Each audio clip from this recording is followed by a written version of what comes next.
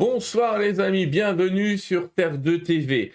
La peur, le souci, l'incertitude, voilà des sentiments qu'on vit tous, mais est-ce qu'il y a moyen d'assouplir un petit peu ces schémas? C'est ce qu'on va voir ce soir avec Michel Deportes. François Deportes. Ah.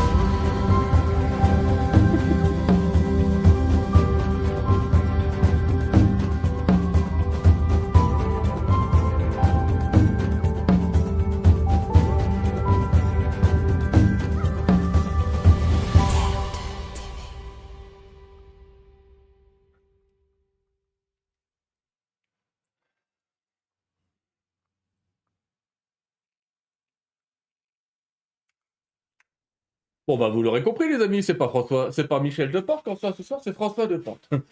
Mais avant de recevoir François qu'on va avoir dans quelques secondes, je tenais à vous remercier de l'accueil que vous avez réservé à la dernière émission. On était avec Marc Neu et on a parlé de magie, on a parlé d'alchimie, on a parlé d'astrologie, ces trois sciences hermétiques. Et ça tombe bien, j'avais prévu cet ordre parce que si vous vous souvenez, avec Marc, on a parlé de ce qu'on appelait les élixirs. Et pourquoi on appelle certains remèdes élixirs? Parce qu'ils correspondent à des protocoles un peu particuliers. Et ben on va revoir ça un petit peu ce soir, en long, en large et peut-être un peu en travers aussi. Bonsoir François. Bonsoir, bonsoir, bonsoir. Je suis très content de te recevoir à nouveau sur Terre 2 TV. On t'avait déjà reçu pour nous parler des jardins de Père Elandra, les jardins co-créatifs et de tout le travail, toute l'histoire de Michael Smallwright qui a plu à plein de monde. Et puis tu avais évoqué ce soir-là les fleurs de Bach et on s'était dit, ça quand même, faudra qu'on se le refasse. C'est un véritable plaisir de te recevoir pour nous parler des fleurs de Bach que tu connais bien, parce que pour raconter ton histoire, tu les connais depuis presque 40 ans. L'année prochaine, ça fera 40 ans. C'est ça. Et tu as été le premier importateur des fleurs anglaises, des fleurs de Bach. Et je voudrais que tu nous expliques peut-être tout ça. Et j'allais presque dire comment t'es passé d'en vendre 10 par mois à cette explosion qu'on connaît aujourd'hui là-dessus, à ce tout et n'importe quoi que tu vas rectifier. Je te laisse la parole et en tout cas, grand merci d'avoir accepté notre invitation sur Terre 2 TV. Non, mais c'est un plaisir parce que c'est quand même un sujet que effectivement, ça fait presque 40 ans que je baigne là-dedans et je dois dire que c'est un sujet qui est intarissable. On a tout le temps la possibilité de découvrir quelque chose de nouveau. Alors, je vais faire un petit rappel historique, juste pour situer les choses. D'abord, Édouard Bach était un médecin britannique né au Pays de Galles en 1886. Donc voilà le portrait d'Édouard. Je crois que là, il a une trentaine d'années, quelque chose comme ça. Il est né en septembre 1886 et en fait, donc l'histoire est quand même très ancienne. Pour nous, à notre échelle, c'est quand même déjà très ancien. Il est mort à l'âge de 50 ans et presque 2 mois en 1936, en novembre 1936. Et il a eu une vie extrêmement riche, dense en activité, en travail, en engagement, en détermination aussi. C'est quelqu'un qui a véritablement fait des choix essentiels et il en a mesuré l'importance. Juste une petite anecdote qui est quand même particulièrement forte, c'est quand en 1917, alors qu'il travaille comme médecin dans un grand hôpital de Londres, et il tombe gravement malade et on lui diagnostique un cancer. Et ses confrères lui disent qu'il il n'en a plus que pour très peu de temps, moins de 3 mois, si je me souviens bien, moins de 3 mois. Et Édouard, bon, on pourrait se sentir un petit peu entamé par ce genre de nouvelles. Et Édouard Bach, à ce moment-là, se rend compte que c'est peut-être pour lui, c'est même sans doute, c'est même très certainement pour lui, le moment de prendre une décision radicale. Et il décide de pratiquer son art médical exactement comme il l'aimerait, comme il aurait aimé pouvoir tout le temps le faire. Ça fait déjà quelques années qu'il est médecin et il se sentait en porte-à-faux dans sa pratique parce qu'il avait l'impression de ne pas pouvoir exprimer tout ce qu'il avait envie de vivre. Et là, il se dit, bah, au fond, alors je dis ça comme ça, presque d'une façon très légère, mais Mm. j'imagine ce qu'il était dans ces moments. C'était la guerre, la Première Guerre mondiale. C'était pour lui une échéance assez radicale. Et il s'est dit, bah, je vais faire ce que j'ai vraiment envie de faire. De toute façon, je n'ai plus rien à perdre. Et il va pratiquer la médecine telle qu'il conçoit qu'elle devrait être pratiquée par lui. Et rien que dans cette décision, il y a quelque chose qui est tout à fait étonnant parce que ça m'a toujours beaucoup plu. C'est d'abord la conception qui fait que quand on écoute très sincèrement ce qui est vivant à l'intérieur de nous, il y a peu de choses qui peuvent se mettre en travers de notre chemin. C'est l'expérience très vivante qu'il a faite. Mm. Et deuxièmement, ça c'est une expérience que j'ai moi-même vécue et que j'ai très fréquemment rencontrée chez les gens que j'ai été amené à croiser, c'est que très souvent, on décide de bouger et de changer quand on a le dos au mur. C'est-à-dire quand on n'a plus le moyen de négocier quoi que ce soit. Et toute la dynamique de Bach va être orientée autour d'un processus, les mots sont extrêmement simples à comprendre, hein, mais un processus très simple qui est un processus lié à la possibilité qu'on a d'être aux enjeux proposés par la possibilité d'un changement. Alors bien sûr, on va dire Bach travaille sur les émotions, Bach travaille sur la façon qu'on a de se comporter dans notre vie, comment on se relie à notre environnement et à notre vie, comment on fait les expériences de ce quotidien qui est celui qu'on traverse tous les jours. C'est vrai, c'est vrai, c'est vrai, mais la grande dynamique de Bach, l'immense dynamique de Bach, c'est quelque chose qui peut se résumer en relativement peu de mots. C'est à partir d'une situation que je considère comme étant souffrante ou difficile ou délicate ou inconfortable ou pénible, on mettra les mots qu'on veut là-dedans, mais vous voyez à peu près l'esprit du truc. Mm. À partir d'une situation que je vis là dans le moment présent, pour lui, il est infiniment moins important d'aller fouiller pour en chercher les causes. Ça peut être intéressant, c'est pas le problème. Mais le truc, c'est beaucoup plus important d'accueillir cette situation, de la reconnaître pour ce qu'elle est, de se poser la question de qu'est-ce que je veux en faire, et d'accueillir le processus d'évolution qui me permet de passer à autre chose. Et chez Édouard Bach, toute sa démarche va être, la démarche des élixirs va être ça, c'est-à-dire comment est-ce que je peux aider mon prochain qui veut bien constater l'embarras, la difficulté, le piège dans lequel il est tombé et qui l'entrave dans son propre processus évolutif. Comment est-ce que je peux l'aider à l'accompagner et à lui donner des leviers pour faciliter un mouvement que moi j'appelle évolutif, je ne sais pas trop comment on peut l'appeler autrement d'ailleurs, un mouvement évolutif, c'est-à-dire un mouvement de transformation. Et ce qui a permis à Bach de dire très très tôt que pour lui, un processus de guérison quand on est malade, hein, quand on est, voilà, c'était un médecin, il était confronté à ça tous les jours. Quand on est mal, quand on est malade, quand on n'est pas bien, on ne peut s'en sortir que si on accepte en soi un processus de transformation pour nous permettre de passer à une autre façon d'être dans la relation que nous avons à nous-mêmes et à notre environnement. Et ça, ce sera toujours le maître mot d'Edouard Bach. Ce sera toujours le maître mot d'Edouard Bach. Tous les élixirs ont été conçus, tous les élixirs qu'il a conçus l'ont été dans cette dynamique-là, c'est-à-dire une perspective qui va nous aider à avoir accès à quelque chose que nous ne savons pas utiliser, mais que nous avons d'un seul coup un grand désir de pouvoir investir et de rendre vivant à l'intérieur de nous.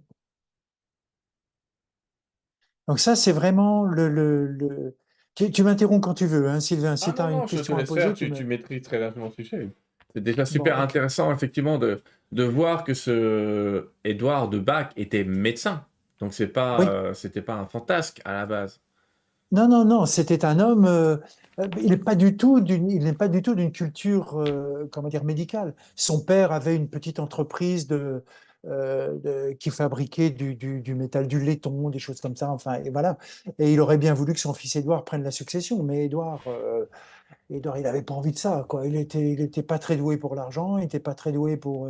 C'était pas son truc. Mm. Par contre, ce qu'il avait découvert, effectivement, c'est que dans le travail auquel il a pu participer au début, comme ça, comme je suppose, comme beaucoup de jeunes gens, il a travaillé un peu l'été, pendant ses vacances, etc.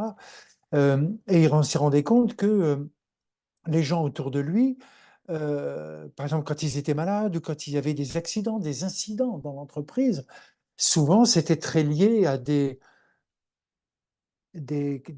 distorsions dans le comportement, dans l'attitude, c'était en général associé à des soucis, à des pépins, à des ennuis, à des trucs difficiles à vivre. Et donc petit à petit est arrivé en lui cette espèce de certitude que bien, nos émotions jouaient quand même un rôle immense dans notre équilibre de santé globale et que quand on était plutôt, alors je dirais, bien dans ses baskets, quand on est bien dans son axe, alors on va dire bien centré maintenant, quand on est bien dans cette posture-là, en accord avec soi, avec ce que on ressent profondément et sincèrement, en général, on passe à travers beaucoup de choses. On évite. Je me souviens avoir vu un jour l'histoire dans un très beau film, ça m'avait beaucoup touché. L'histoire d'un médecin qui, à Londres, je crois que c'était au XVIIe siècle, je crois, 16e ou XVIIe siècle. Londres est envahi par la peste, il y a eu de grandes épidémies de peste en Europe à ce moment-là. On ne savait pas trop comment ça se passait, on n'avait pas encore détecté les causes profondes de la peste. Et lui, cet homme, il était tellement, comment dire, il s'est tellement donné à son travail qu'il évoluait au milieu de tout ça. Et ce qui m'avait émerveillé dans cette histoire, c'est-à-dire que bien que chaque jour il soit au contact de gens qui étaient touchés par la peste, bien qu'il était, comment dire, dans une position de risque perpétuel, jamais il n'a été, comment dire, euh, menacé par le phénomène de la peste. Et c'est comme si son énergie de vie avait atteint un tel degré qu'en fait, il générait lui-même sa propre innocuité, sa propre protection. C'est-à-dire qu'en fait, j'ai vraiment eu la sensation avec les fleurs qu'elles nous aident à maintenir notre, comment dire, l'intensité de notre énergie de vie sur un plan tel que l'équilibre que nous vivons à ce moment-là nous permet d'être en mode, même sans nous en rendre compte, nous sommes en mode de protection. C'est-à-dire qu'en fait, on ne donne pas prise à. Le virus, quand on chope un virus, il y a eu le Covid il n'y a pas très longtemps, ce truc absolument dingue, il y a plein d'épidémies, il y a plein de choses comme ça. On a tous côtoyé des gens qui ont eu la grippe pendant l'hiver, et quelquefois on côtoie ces gens et ça ne nous touche pas. Ça ne nous concerne pas. C'est-à-dire que c'est comme si, en fait, on ne donnait pas prise à la présence du virus. Le virus, il n'a pas d'intention particulière par rapport à nous. C'est-à-dire que j'imagine mal un virus se dire ah, je vais aller emmerder François Deportes et je vais lui coller une bonne petite grippe. C'est pas son truc. Lui, il fait ce qu'il a à faire. Il a juste son processus de vie à manifester. Si on lui permet de se développer, si on lui permet de lui donner l'espace, l'énergie ou la capacité à amplifier cette présence vitale qui est à l'intérieur de lui et qu'on lui permet de se développer au-delà de notre capacité à accepter tout ça, forcément, à un moment donné, il va y avoir des équilibres et ça va empiéter encore plus sur notre propre processus de vie. Donc, l'un des grands trucs de ce genre de dynamique, c'est non pas de lutter contre quelque chose. Ça, c'est un grand truc chez Bach et qu'on retrouve dans beaucoup de processus je veux dire, d'accompagnement, de soins, voilà. C'est pas de lutter contre quelque chose, c'est de veiller à préserver, à maintenir et à être attentif aux équilibres de vie qui sont présents à l'intérieur de nous et avec lesquels nous pouvons fonctionner euh, aussi bien que possible dans ce qu'on est et dans notre environnement. Alors, Et ça, c'est vraiment le grand truc de Bach, ça. t'évoques ce que les médecins appellent le terrain, et en fait, on s'aperçoit que finalement, les événements sont immunosuppresseurs, c'est-à-dire que globalement, dans une immunité normale, le corps sait se défendre, mais qu'il y a tout un tas Il est d'événements qui programmé pour peuvent, ça. il y a tout un tas d'événements qui peuvent supprimer ces émotions. Et c'est drôle que tu parlais du Covid parce qu'il y a certaines études, beaucoup d'études qui ont été faites, qui ont dit tout et n'importe quoi pendant le Covid, mais quand même quelques-unes qui ont remarqué que les gens qui avaient peur étaient plus susceptibles d'attraper le Covid que les gens qui n'avaient pas peur. Et que donc la peur est un des grands, mais ça on le savait depuis longtemps, mais ça a été confirmé, un grand immunosuppresseur. Un grand, Ouais. très grand immunosuppresseur. Dès qu'on a peur, dès que cette émotion, on parlera d'un tas d'émotions que Bach a travaillé, mais la peur est immunosuppresseuse. Pour revenir à Bach, tu dis tout à l'heure, alors c'est à peu près dans les années 20, si j'ai bonne mémoire, qui se met à 19, 1919 je crois même, et il se met à vouloir utiliser ces fleurs, Pas même pendant... encore, pas encore, pas Ah, encore, pas encore. Il va commencer. Alors cette épreuve redoutable qu'il a traversée ouais. l'a ouvert à beaucoup de choses, et il va commencer à s'ouvrir à plein d'autres dynamiques. Il va, dans le courant des années 20, il va s'ouvrir à l'homéopathie, donc il Mhm. va découvrir le travail d'Hahnemann, Mhm. qui avait quand même élaboré toute la base de son travail un peu plus d'un siècle avant. Donc la chose n'était pas neuve non plus.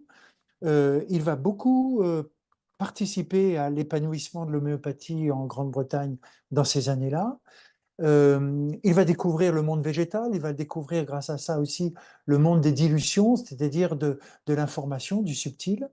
Il va aussi travailler en bactériologie et il va créer quelque chose qui a existé et qui, je crois, continue d'ailleurs très clairement à être disponible dans un certain nombre de pays, qui s'appellent les nosodes. Les nosodes, ce sont ce qu'on appelle des vaccins intestinaux. Et très curieusement, le grand principe, globalement, pour faire très très bref, le grand principe, c'est que il avait l'intuition que notre flore intestinale était conditionnée par notre équilibre émotionnel. C'est-à-dire qu'en fait, il pouvait pratiquement prédire le type de flore intestinale qui prédominait chez un individu en fonction de son tempérament émotionnel, et inversement. Et inversement.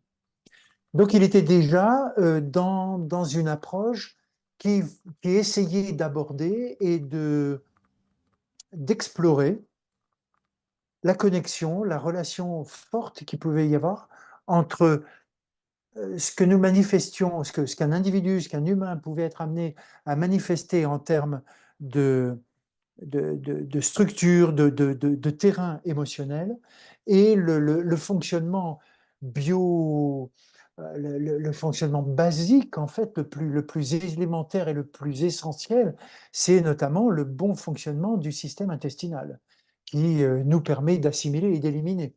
Et c'est quelque chose d'extraordinairement puissant en nous. Et il avait déjà cette vision, et les gens de l'époque, les écrits de l'époque montrent qu'effectivement, ça a eu un succès tout à fait étonnant, et qu'il aurait pu très bien se contenter de cette immense découverte, mais pour lui, c'était quelque chose qui était encore un peu compliqué, et puis qui énergétiquement manquait d'un peu de pureté. En fait, il sentait monter en lui un degré d'exigence de plus en plus fort pour aller vers quelque chose qu'il ne voyait pas encore, mais qui sans doute prenait petit à petit forme en lui, dans son esprit. Et c'est vers 1928-29 que là, il prend des décisions radicales, qui quitte tout ce qui se passe à Londres. Il arrête tout. Cabinet médical, poste de recherche, l'hôpital. Il part pratiquement, je ne dis pas pauvre comme Job, mais sans grand-chose. Il part avec très très peu de choses. et il s'en va, il commence à explorer le monde végétal. Et là, pour explorer le monde végétal, il fait ce qu'un enfant ferait, c'est-à-dire il parcourt les prairies, les champs et les forêts. C'est complètement allumé comme truc, hein. C'est complètement, c'est illuminé, tu vois. On se dit, un gars qui avait, je veux dire, un tapis rouge déroulé devant lui, comme ça, avec une position reconnue, avec, etc. Enfin, il a tout plaqué. Et il recommence pratiquement à zéro. Et c'est un moment pour lui de dépouillement extrême. Et, euh, et c'est comme s'il ne s'était pas donné le choix, ou c'est comme si la vie lui avait glissé à l'oreille que pour faire ce qu'il avait envie de faire, il n'avait pas véritablement d'autre option que d'aller là-dedans. Ça, c'est un peu mon interprétation, parce que c'est un processus que j'ai vécu, que je connais un peu, qui me touche beaucoup. C'est ce moment d'abandon à son propre processus de vie. Et ce moment d'abandon, il ne peut être que radical. Donc ça, c'est des moments qui, sur le moment, ce sont des passages qui, sur le moment, peuvent être un tout petit peu rock'n'roll, comme on pourrait dire. Il y a des moments où on peut traverser des choses un peu fortes, un peu délicates. Mais quand on traverse ça, c'est véritablement un moment presque initiatique. Tout à l'heure, tu me parlais là en off, avant le début, tu me parlais de Jonathan Livingstone, Mm. le livre de Richard Bach, comme par hasard. Et j'avais cru comprendre que c'était un peu la même branche familiale. Bon, rien de plus, j'en sais rien d'autre. Mais Richard Bach a écrit ce très beau bouquin qui a fait le tour du monde. Et effectivement, ce goéland qui prend une décision et qui se lance dans quelque chose qui est son expérience, et qui quitte les sentiers battus de tous ses congénères, d'une certaine façon, c'est ce qui s'est passé pour Édouard Bach, quoi. Ça, c'est clair. Et c'est ce que souvent la vie nous propose, à chacun de nous. Et c'est pas la peine de s'appeler Édouard Bach pour être amené à vivre un truc comme ça. C'est chacun de nous vit à un moment donné une, et je crois même que dans notre vie, on passe régulièrement par des étapes de ce type pour nous ouvrir à quelque chose de radicalement neuf dans le regard qu'on peut avoir sur nous-mêmes et sur notre processus de vie. On va continuer l'histoire de, je l'appelle Richard justement, d'Edward, effectivement. Alors Non, déjà, c'est ni Michel, ni ouais, Richard, ni... c'est Edouard. Edouard, on dit Edouard en bon français, mais c'est Edward. On s'aperçoit déjà, effectivement, dans ce que tu racontes, tu sais, dans les années 90 seulement, on a redécouvert le pouvoir des probiotiques et du microbiote qui est aujourd'hui Absolument, vraiment une solution d'avenir en plus. Mais c'est vrai qu'on prend absolument. peut-être le chemin à l'envers avec... lui, il s'est aperçu que les émotions changeaient le microbiote, alors qu'aujourd'hui, on essaye de changer le microbiote tout court, mais on va encore avoir affaire à cette résistance peut-être émotionnelle qui fait que bah, probablement ça peut faire des miracles quand même. Et c'est une piste. Tu te rends compte que c'est une piste qui est seulement exploitée, le microbiote. Aujourd'hui, quand on parle aux gens de transplantation fécale, ça fait peur. On se dit, mon Dieu, c'est terrible, hein, c'est horrible. Les gens pleurent, ils ont mal. Enfin, c'est des gélules, ça commence à venir. Et effectivement, pour ceux qui ne le savaient pas, je vous le dis, les amis, vous n'avez pas tous fait des études médicales, mais notre immunité est principalement dans notre ventre. C'est-à-dire que notre système immunitaire est principalement lié à nos intestins. Donc en fait, ce qui se passe dans vos intestins va être en très très grand rapport avec votre système immunitaire. Le système immunitaire, c'est pas simplement des globules blancs et des globules qui circulent ou des macrophages ou tout un tas de choses de ce genre-là. C'est bien plus complexe et ça démarre dans votre intestin. Alors, pour reprendre l'histoire d'Edward Bach, comme tu l'as dit, il était déjà entraîné à l'homéopathie, donc peut-être à la loi de similarité, de se dire que Complètement, oui. la loi de similarité, pour ceux qui la connaissent pas, c'est globalement notre organisme réagit soit de la même manière qu'une plante si elle n'est pas trop diluée, soit à l'inverse de la réaction de la plante si elle est très diluée. C'est un peu ça où je m'exprime mal. Voilà, ça, dans le principe de l'homéopathie, voilà, il y a quelque chose de cet ordre-là, et c'est vraiment quelque chose qui l'a inspiré. Et là aussi, il prend une décision importante, c'est-à-dire que l'expérience qu'il a faite avec l'homéopathie lui a donné l'envie de quelque chose d'autre encore. C'est-à-dire que quand il va commencer ses pérégrinations, alors les trois premiers élixirs qu'il va trouver, vont être fortement inspirés de son expérience d'homéopathe. Mmh. Bon. Mais très vite, il va abandonner ça parce que il se rend compte que, encore une fois, il veut aller vers quelque chose de profondément simple. Il est de culture galloise, c'est-à-dire de culture celtique, et il y a quelque chose là-dedans qui est important pour lui, c'est que dans cette culture et dans la symbolique de cette culture, il y a la présence dans un foyer, la présence hautement symbolique et forte, qui est celle de la femme, de la mère, de c'est le centre du foyer. Et pour lui, d'ailleurs, c'est pas pour rien qu'on retrouve dans les formations et que ça intéresse énormément le monde féminin. Pour lui, il est très important de permettre à n'importe qui d'avoir accès en fait à cette dimension. C'est-à-dire d'être capable de fabriquer par soi-même c'est les élixirs qu'on pourrait être amené à utiliser à partir de végétaux qui sont à notre disposition à proximité dans notre environnement aussi proche que possible, dans notre environnement immédiat, et qu'on puisse l'utiliser sans aucun risque, dans une totale, Innocuité. presque dans une totale innocence.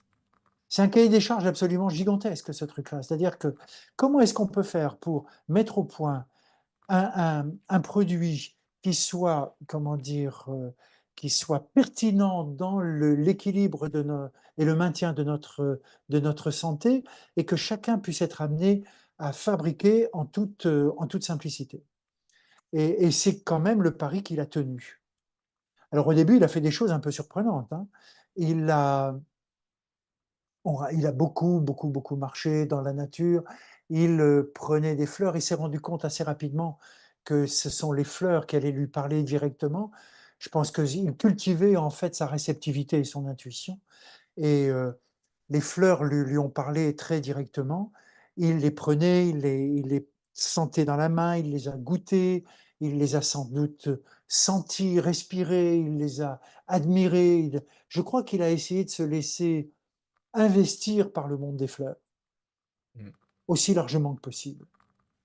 Euh, il les a goûtées, il a senti que les fleurs pouvaient nous amener des choses. Moi, très sincèrement, je peux manger une fleur de chicorée, une fleur de capucine, je vais en sentir le goût. J'avoue que je suis sans doute à des années-lumière de ce que Bach pouvait sans doute être amené à ressentir en effleurant ou en se rapprochant des pétales d'une fleur, vu tout ce qu'il a mis au point après. Et en fait, il a fait un truc complètement fou, complètement original. Il a eu envie de goûter la rosée posée sur les fleurs. Ben déjà, faut s'imaginer. Il goûte la rosée posée sur les fleurs et il sent qu'il se passe quelque chose en lui. Donc ça veut dire qu'il est quand même très dans l'observation et dans l'attention à son propre système émotionnel. Et il remarque en plus, alors là, je suis incapable de vous parler du timing que ça a pris. Je ne sais pas si ça a pris 3 jours ou 3 semaines, j'en sais rien du tout. Mais il s'est rendu compte que quand il goûtait la rosée posée sur les fleurs, il s'est rendu compte que cette rosée n'avait pas tout à fait le même effet sur lui si la fleur avait été exposée au soleil ou pas. Ça veut dire qu'il commence à sentir une espèce d'interaction, d'alchimie tout à fait particulière entre le végétal, l'eau, la lumière du soleil, et il se dit, là, il y a quelque chose qui se passe. Et c'est comme ça qu'il va mettre au point sa méthode, parce qu'effectivement, d'abord, il n'est pas évident que tout le monde puisse cavaler après des fleurs dans les prairies et dans les forêts toute l'année. D'abord, il n'y a pas de fleurs toute l'année. Il n'y a pas de la rosée, il n'y a pas de rosée tous les jours. Euh, Tout le monde ne connaît pas forcément correctement sa botanique. Donc, il a mis au point une petite méthode extrêmement simple qu'il appelle la solarisation. Et en fait, c'est provoquer la rencontre entre un végétal déterminé, de l'eau de source, c'est-à-dire c'est ce qui se rapproche le plus de la rosée, et la lumière du soleil. En fait, ce qu'il a fait, il a pris un bol en verre. Alors on dit que quand il avait utilisé un bol, eh ben, il ne le lavait pas, il le cassait. J'aime beaucoup ce côté un peu puriste. J'avoue que je ne le fais pas, mais bon. Mmh. Il utilisait des bols en verre dans lesquels il mettait de l'eau de source. Il choisissait, dans la mesure du possible, la matinée, c'est-à-dire qu'en fait, il interagissait avec le végétal au moment où, spontanément, il pouvait encore y avoir de la rosée posée sur les pétales de fleurs. Mmh. Donc, c'est en début de matinée. Il cueillait les fleurs qu'il déposait le plus vite possible sur l'eau déposée dans ce bol en verre. Et il laissait exposer ce bol contenant de l'eau de source avec les fleurs qui flottaient sur l'eau de source. Il laissait exposer ce bol environ 3 heures au soleil du matin.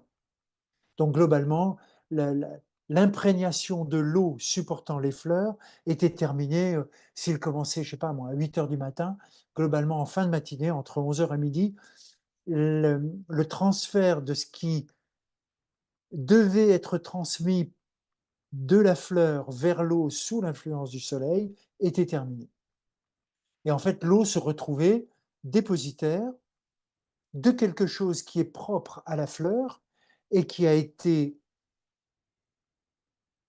véhiculé par l'énergie du soleil vers l'eau. Je ne peux pas le dire plus simplement. On ne sait toujours pas ce qui se passe, en fait. On ne sait toujours pas ce qui se passe. Il y a des gens qui font plein d'hypothèses, mais objectivement parlant, personne n'a pu jamais, à ma connaissance en tout cas, hein, personne n'a jamais pu faire la preuve ou l'observation concrète, instantanée, immédiate de ce qui se passe entre euh, le végétal, l'eau et le soleil. Empiriquement parlant, on sait que ça marche. On sait qu'il se passe quelque chose. Donc, ça reste un très grand mystère. Moi, j'adore que ça reste un très grand mystère, mais c'est comme ça qu'on fabrique une solution mère au départ, en tout cas. C'est le mystère de l'alchimie, hein. On en parlait il y a 15 jours avec Marc qui nous parlait de choses effectivement où on ritualise, on se lève le matin, on fait ça. Parfois, lui, il fait ça sous certaines lunes et pas d'autres lunes. Oui, oui, oui, tout à Il y fait. a des plantes qui se prennent qu'à la pleine lune. Et effectivement, il le disait lui-même.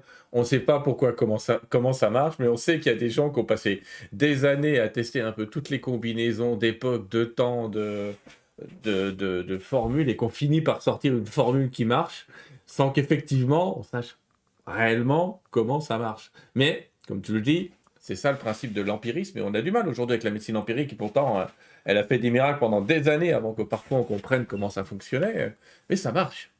Alors, ce qui est intéressant dans ce que tu racontes, c'est qu'on s'aperçoit, si ce brave monsieur, il a le temps de tester toutes ces plantes, c'est déjà qu'il avait plus son cancer.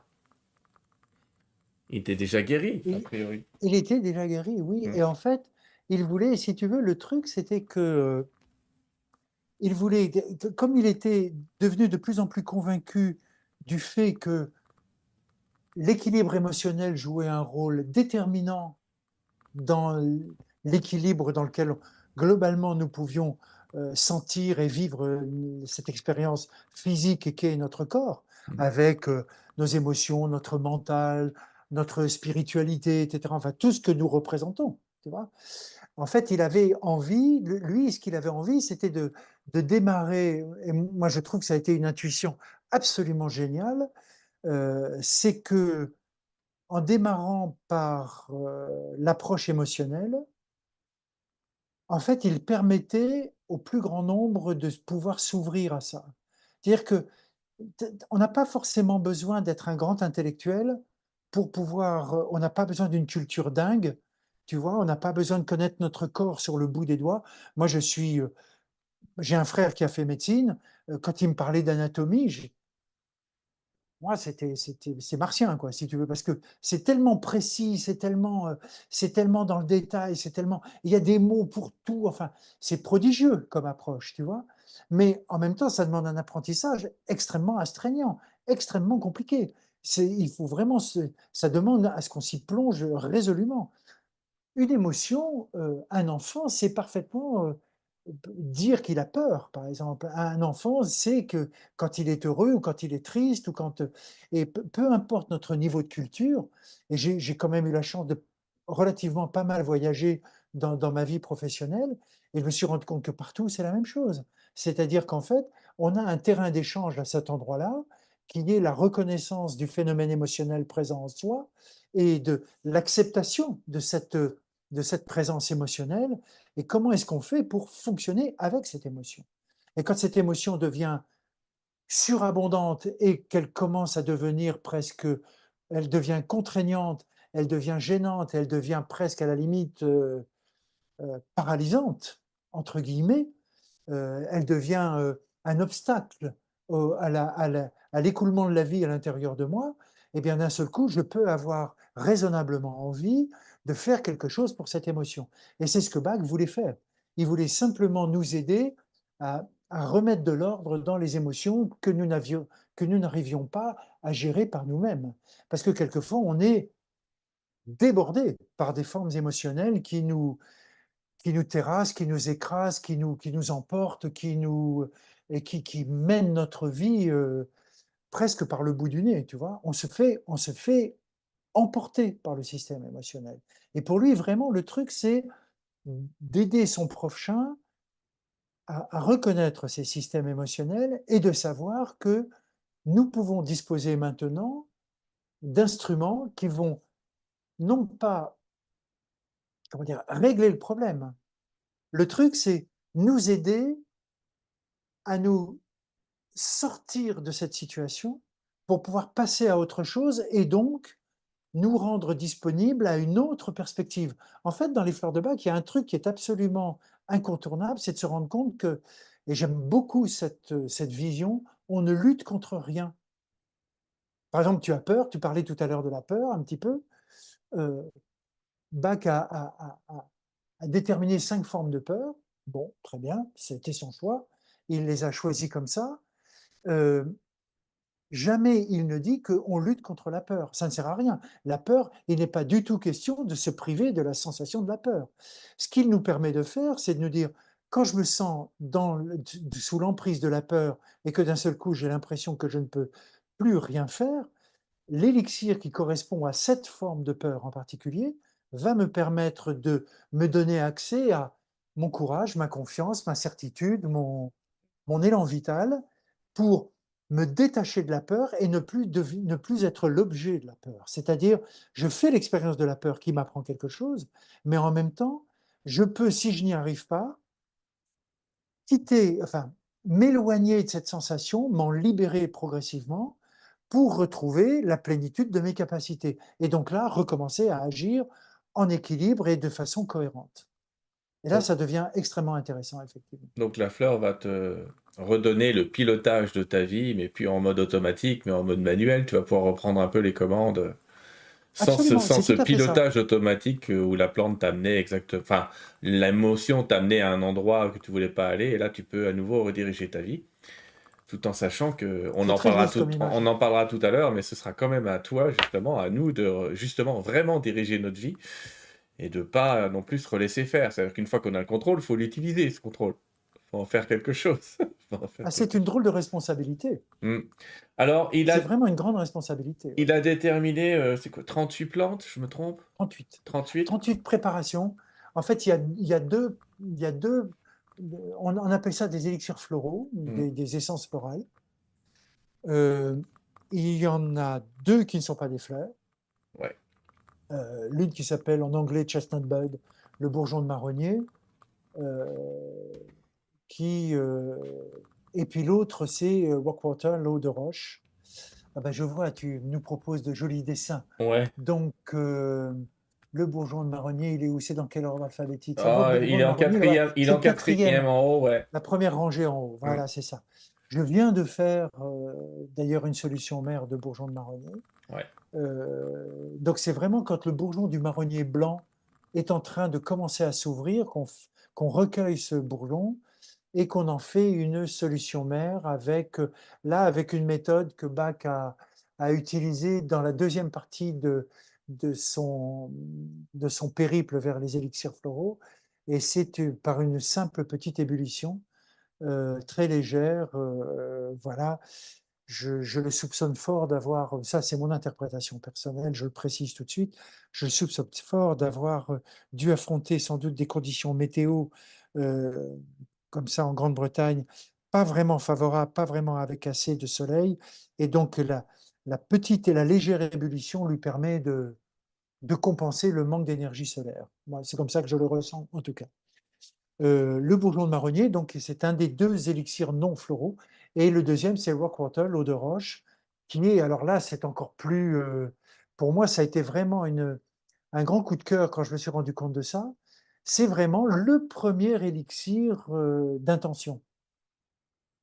C'est-à-dire, il faut se rendre compte quand même, c'est juste un tout petit peu étonnant. Il récolte de l'eau qui sort d'une source, il y en a plein. Ici, là, en Gironde, dans le bord des Landes, il y a plein d'endroits où il y a des sources naturelles qui ont toutes de très jolis noms. On recueille ça dans un bol. Il expose ce bol 3 heures au soleil. Il n'y a rien d'autre que de l'eau de source dedans, hein. Mm. Il expose ça au soleil et il dit, ça va aider les gens qui sont rigides envers eux-mêmes. Et ça marche. Et ça fonctionne. Ça leur donne de la fluidité. Ça les connecte à leur capacité à lâcher prise, ça ne veut pas dire que c'est la seule fleur de lâcher prise, hein. Il faudra qu'on revienne là-dessus. Ouais. Fais-moi penser à ce truc-là parce que c'est hyper Non, important. mais t'inquiète pas, c'est Mais, la diapo suivante. d'accord. Mais si tu veux, le truc, c'est on prend quelques gouttes de cette eau qui a été dynamisée par le soleil pour retrouver en fait le potentiel de fluidité de l'eau qui coule comme un torrent, tu vois, Ouais. et qui s'adapte à toutes les circonstances. Un torrent, tu peux lui mettre n'importe quel barrage sur son chemin, il trouvera toujours son chemin, il va se détourner, et tout ça dans la plus grande des gaietés, Mm. dans la plus grande des joies. Quand tu fais une randonnée en montagne, que tu entends un torrent couler, rien que de l'entendre, ça te rafraîchit, ça te fait du bien, Mm. ça fait vibrer quelque chose de l'ordre de la joie de l'enfant, tu vois. On a envie, même quand tu as 60 balais, tu as envie d'aller voir le torrent couler, quoi. C'est d'être au bord, juste de le regarder et de voir toutes les, les, les, les bulles qui sautent comme ça, les gouttes d'eau qui éclaboussent tout, le truc, ce côté incroyablement heureux que représente un torrent qui dévale la pente. C'est un petit peu ce avec quoi on se reconnecte quand on prend eau de roche, Rockwater. Voilà. Et on quitte les trucs un peu contraignants, un peu, tu vois, un peu Ouais, mais tu sais, rigides c'est à toujours l'intérieur. intéressant cette histoire-là. On avait fait avec Fabienne Raoul une émission sur l'eau de Lourdes et on a travaillé donc cette histoire de mémoire de l'eau, parce que s'est aperçu que l'eau de Lourdes, elle n'a pas de particularité, on va dire biochimique particulière, et pourtant, on sait qu'elle est capable de pas mal de choses. Il y a pas mal de miracles qu'on lui attribue, et c'est pareil.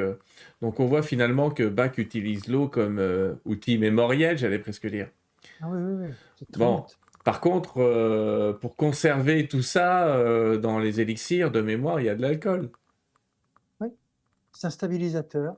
Alors, on n'est pas du tout obligé d'utiliser de l'alcool, hein, c'est pas le truc. Mais force est de constater que quand on fait une solution mère comme ça, pour garder, pour préserver la stabilité de, de- de cette préparation, au départ, alors c'est ce que Bach a fait dès le départ. Lui, il avait sous la main du brandy. Le brandy, c'est une espèce de cognac, Hmm. en fait. C'est un cognac adapté au goût britannique. Ouais. Donc, il avait sous la main du brandy. Il aurait pu prendre du whisky ou n'importe quoi, hein. En fait, un alcool à 40 degrés. Eh bien, voilà, il avait sans doute qu'il a fait des essais pour ça, mais son expérience, sans doute, de laboratoire, son expérience de médecin, son expérience de recherche, l'a assez spontanément poussé à vouloir stabiliser la préparation avec un volume égal de brandy pour stabiliser cette préparation Hmm. dans le temps. Et d'ailleurs, si je me souviens bien, enfin, je sais que il y a bien longtemps que je n'y suis pas allé, mais la dernière fois que je suis allé au Centre Bach en Angleterre, il y a encore là-bas quelques rares flacons de solution mère qui remontent à l'époque de Bach. Donc, qui ont traversé le temps, et des petits flacons avec un liquide un peu jaunâtre, et, euh, et qui contiennent encore euh, pour moitié euh, de la présence de cet alcool et pour moitié l'eau de la solution qui avait été utilisée pour l'imprégnation avec la plante. Ouais. Donc ça, c'est la solution mère. Ce n'est pas ce que les gens, ce n'est pas cette préparation dont les gens peuvent disposer quand ils vont dans un commerce. S'ils veulent avoir affaire à une solution mère, il faut qu'ils se la fabriquent eux-mêmes. Mais dans le commerce, on va trouver ce qu'on appelle une espèce de première dilution de cette solution mère. C'est-à-dire, globalement, la recette de Bach, c'était pour faire ce qu'on trouve dans le commerce. Lui, à l'époque, il utilisait des flacons de 30 millilitres à peu près, Mm. et il prenait 2 gouttes de la solution mère qu'il mettait dans 30 millilitres de brandy. Mm. Donc, à l'époque, les préparations qu'il distribuait autour de lui, c'était des préparations de brandy à 40 degrés, avec 2 gouttes de solution mère dedans, quoi. Bon, maintenant, il y a beaucoup, beaucoup moins d'alcool, essentiellement pour des raisons fiscales d'ailleurs. Mais enfin, bon, il y a beaucoup, beaucoup moins d'alcool, mais ça fait partie des bases de la préparation de beaucoup de marques. Il y a des marques sans alcool, il y a des marques avec alcool. La présence de l'alcool ou d'un autre conservateur, ça n'a comme vertu que de préserver la Ouais. stabilité de la préparation dans le temps. C'est un Point. stabilisateur, mais c'est aussi pour aider à comprendre pour ceux qui prennent le rescue pour la première fois et qui vont dire tiens, c'est un goût de cognac. Ah oui, C'est ça c'est pas clair. faux. C'est pas faux. Alors, Ça mais c'est c'est pas une clair. raison pour boire la fiole, les amis, hein. Le principe du remède, Ah, c'est pas le cognac, hein. non, puis ce ne sera pas plus efficace pour ça. Ouais. Alors, justement, Edouard Bach, il nous partage, et c'est la diapo que je vais te me remettre, il nous partage les fleurs de Bach en 7 groupes, avec Ouais, 7 grands morceaux d'émotions, enfin 7 grandes émotions qui sont le souci excessif, pardon, la solitude, la peur, le désespoir, l'abattement, l'hypersensibilité, le manque d'intérêt pour le présent et l'incertitude. ouais, Alors déjà, ceux qui regardent ces diapos, vous allez voir que la plupart du temps, quand on parle de fleurs de Bach, on donne leur nom en anglais oui. et pas en Oui, français. oui, mais bon, on peut aussi prendre la peine de les apprendre en français parce qu'il y a des marques en France, Ouais. il y a des marques en Grande-Bretagne. Et puis, en fait, maintenant, il faut se rendre compte que euh, depuis les années bac, en fait, ça a surtout, surtout, surtout commencé dans le fin des années 60, début des années 70. Il y a eu beaucoup de recherches sur les élixirs floraux dans le monde. Mm. Et il y a des milliers d'élixirs floraux maintenant disponibles dans le monde. Alors, soit des personnes qui, par exemple comme moi, reprennent la gamme traditionnelle de Bach pour en faire leur propre jeu de production, mais il y a aussi toutes les autres personnes qui ont décidé d'explorer le monde végétal. Mm. Donc, on trouve maintenant des orchidées. On va trouver, en France, il y a un laboratoire qui a développé toute une gamme autour d'autres fleurs que celles de Bach, même s'il a sa propre gamme de fleurs de Bach. Il y a à côté toute une autre série qu'il appelle les contemporaines. Voilà, il y a en Angleterre, en Hollande, en Afrique du Sud, au Brésil, en Australie, en Nouvelle-Zélande.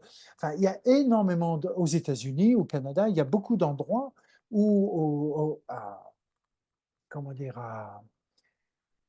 à Maui, tout ça, il y a plein de producteurs d'élixirs floraux qui sont tous inspirés par la dynamique de Bach. C'est-à-dire qu'ils font tous le même protocole au départ. Voilà, et ils développent eux-mêmes leur propre discours, leur propre philosophie, etc. Donc, si tu veux, les significations en anglais au départ, bon, voilà, après, elles ont été, on peut les reprendre à peu près dans toutes les langues maintenant. Ouais, alors après, c'est un peu comme Hahnemann avec l'homéopathie, il a trouvé le principe, mais après, il y a plein de gens qui ont trouvé d'autres plantes. Les plantes en anglais, je vais te le dire aussi, c'est parce qu'à une époque, il y a des planches qui étaient vendues, elles étaient numérotées de 1 à 38, et que Oui, l'ordre numérique, lui, il obéissait à à, l'alphabétique, à à l'alphabet anglais. l'alphabétique anglais, et pas à l'alphabétique français. C'était un petit Ouais. détail, parce qu'il y en a qui utilisent parfois le pendule pour donner des fleurs de bac, on verra après un peu sur la méthode. Vis-à-vis de ces fleurs, on allait en parler, par exemple, tout à l'heure, tu me parlais de de l'eau de roche, mais l'eau de roche, si on regarde le petit schéma, je vais te le mettre à côté de toi, correspond à peu près à la catégorie qu'on appelle souci excessif. Souci Mais excessif du bien-être d'autrui. ouais, En fait, oui, ça fait partie de cette famille où il y a mais 5 qu'est-ce qui fleurs. fait que je vais choisir la verveine, la chicorée, la feuille de vigne ou... Voilà, comment je choisis dans une émotion un remède ou comment tu ferais? Comment tu fais? Comment on fait? Bah, d'abord, il y a, en fait, il y a une double dynamique. Je sais pas, j'espère que ça ne te gêne pas parce que je suis dans mon bureau dans le jardin et il tombe des cordes et ça fait un boucan terrible sur le Non, non, on toit. n'entend rien. Bon, ça va très bien. C'est parfait. Il y a une double dynamique, c'est-à-dire que Bach a donné lui-même une, une définition pour chacun des élixirs qu'il a mis au point. Mhm.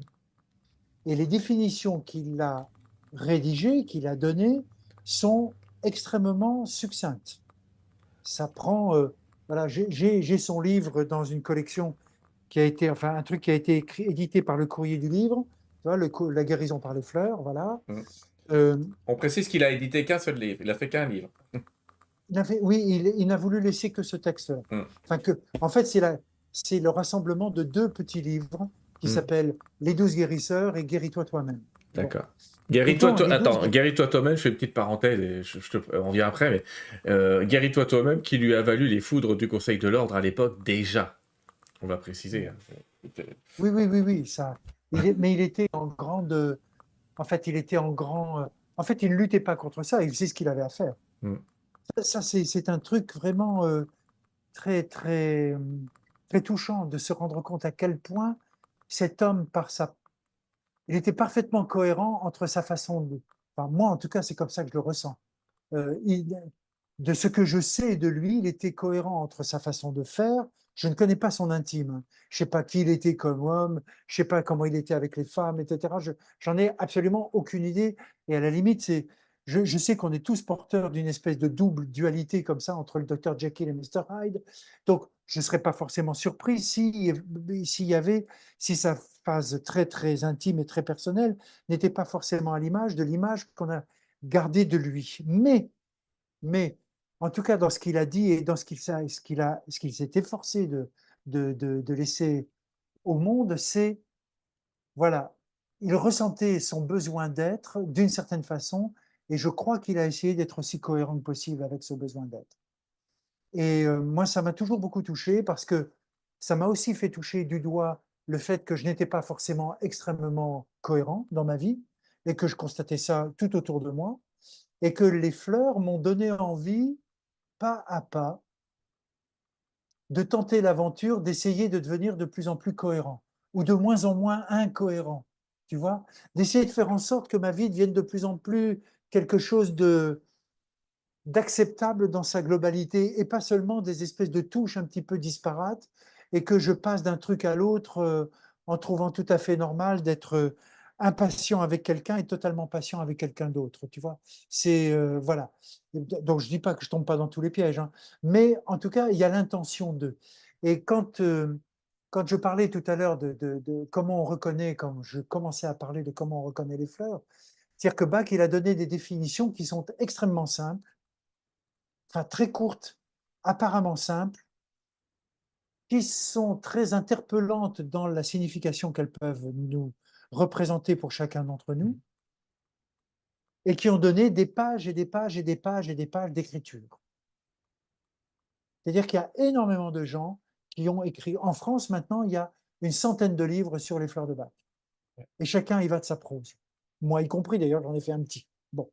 Donc, je sais ce que c'est. Il y a des gens qui vont écrire 4-5 pages sur telle fleur, etc.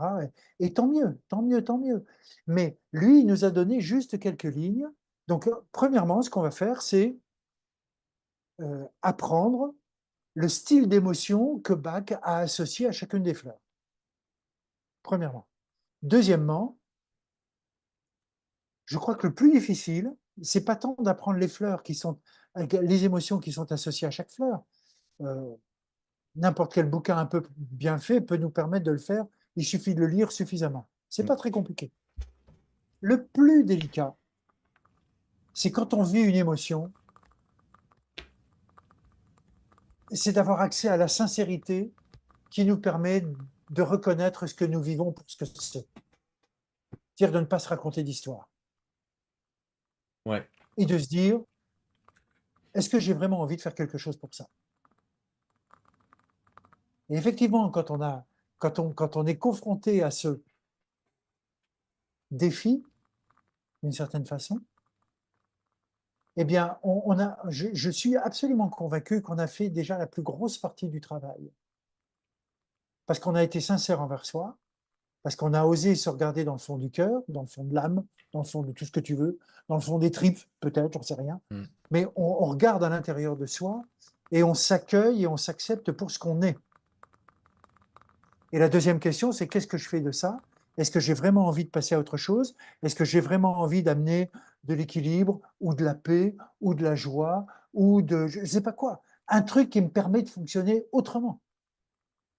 Est-ce que j'ai envie de ça? Et quand en fait on demande, moi j'adore cet adage qui dit faites attention à ce que vous demandez parce qu'il y a toujours quelqu'un dans l'univers qui va vous aider et qui va vous écouter.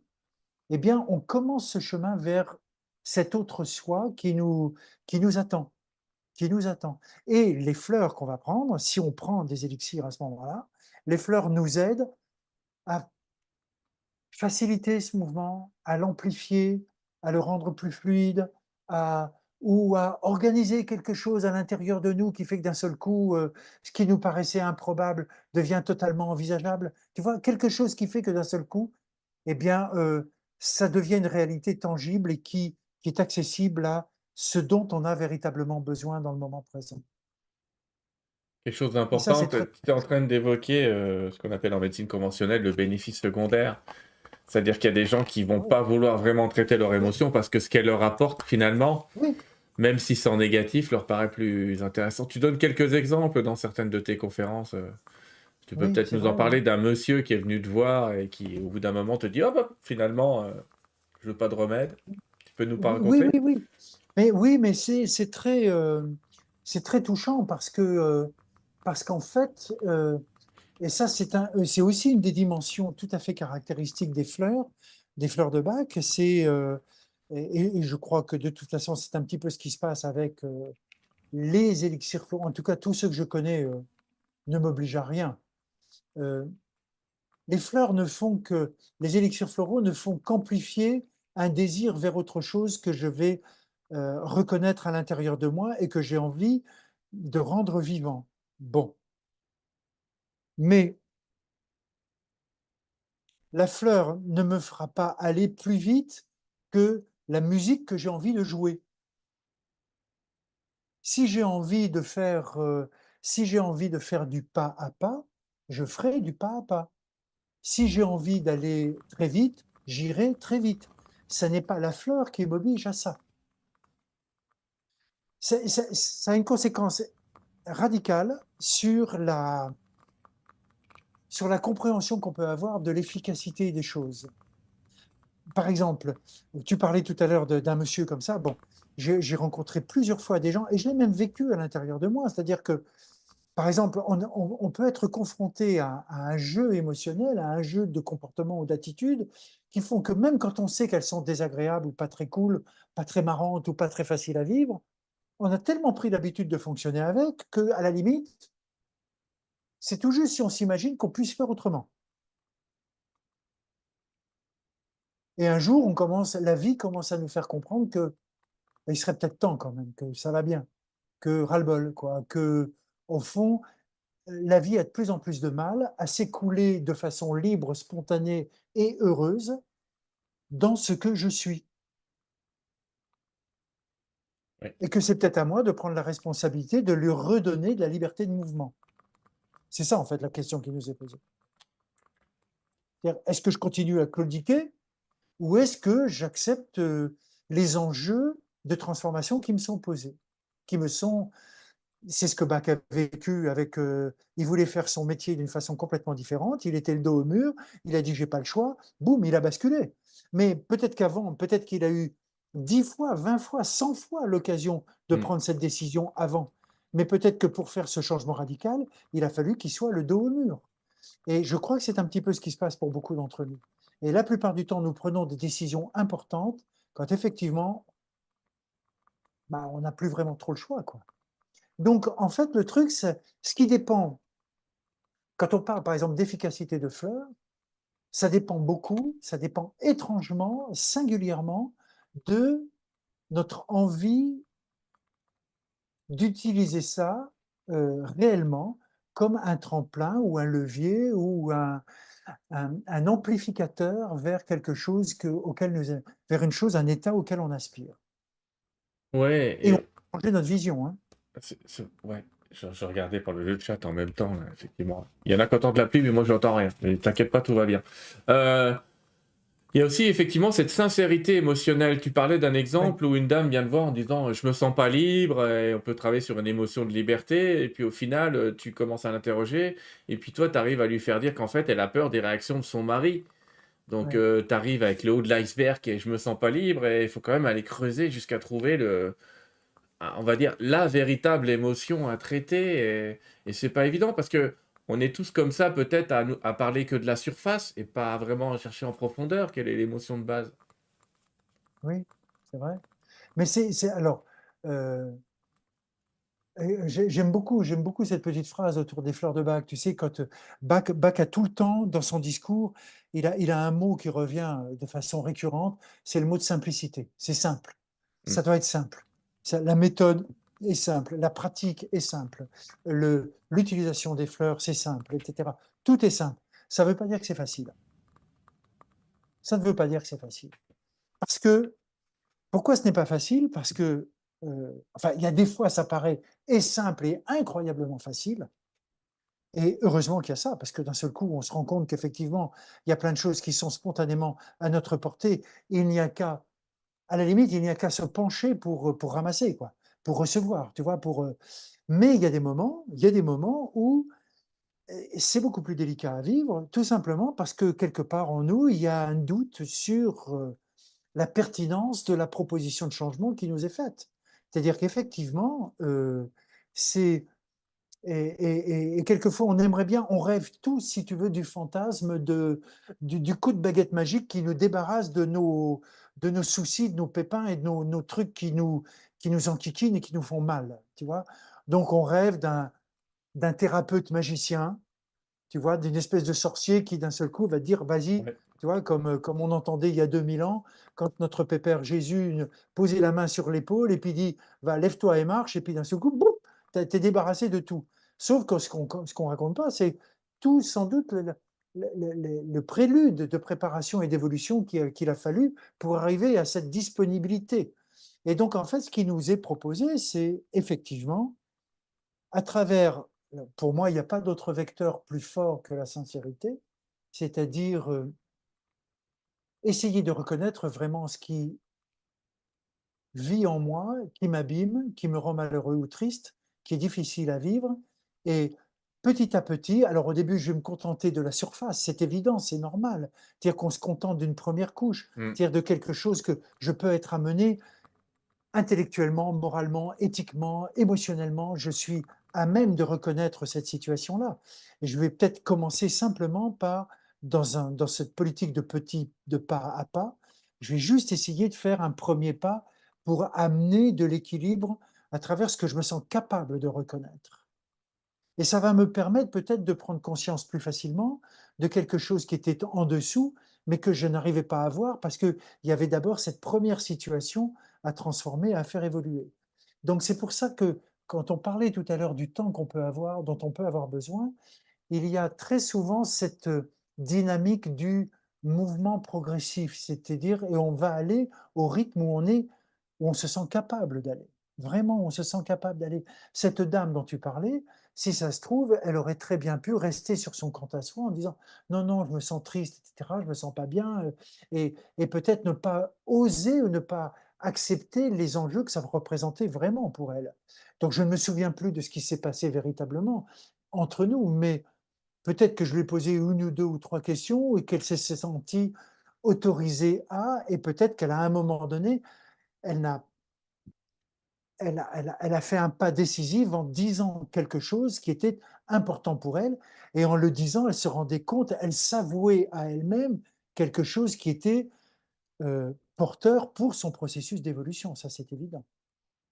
Mais c'est elle qui le décide, c'est pas moi qui vais l'inventer, c'est elle qui le décide. Alors, on va prendre peut-être pas toutes les plantes parce je vais expliquer tout à l'heure, les amis. Si vous voulez faire une formation certifiante, c'est avec François qu'il faut aller et je vous expliquerai comment on peut faire ça.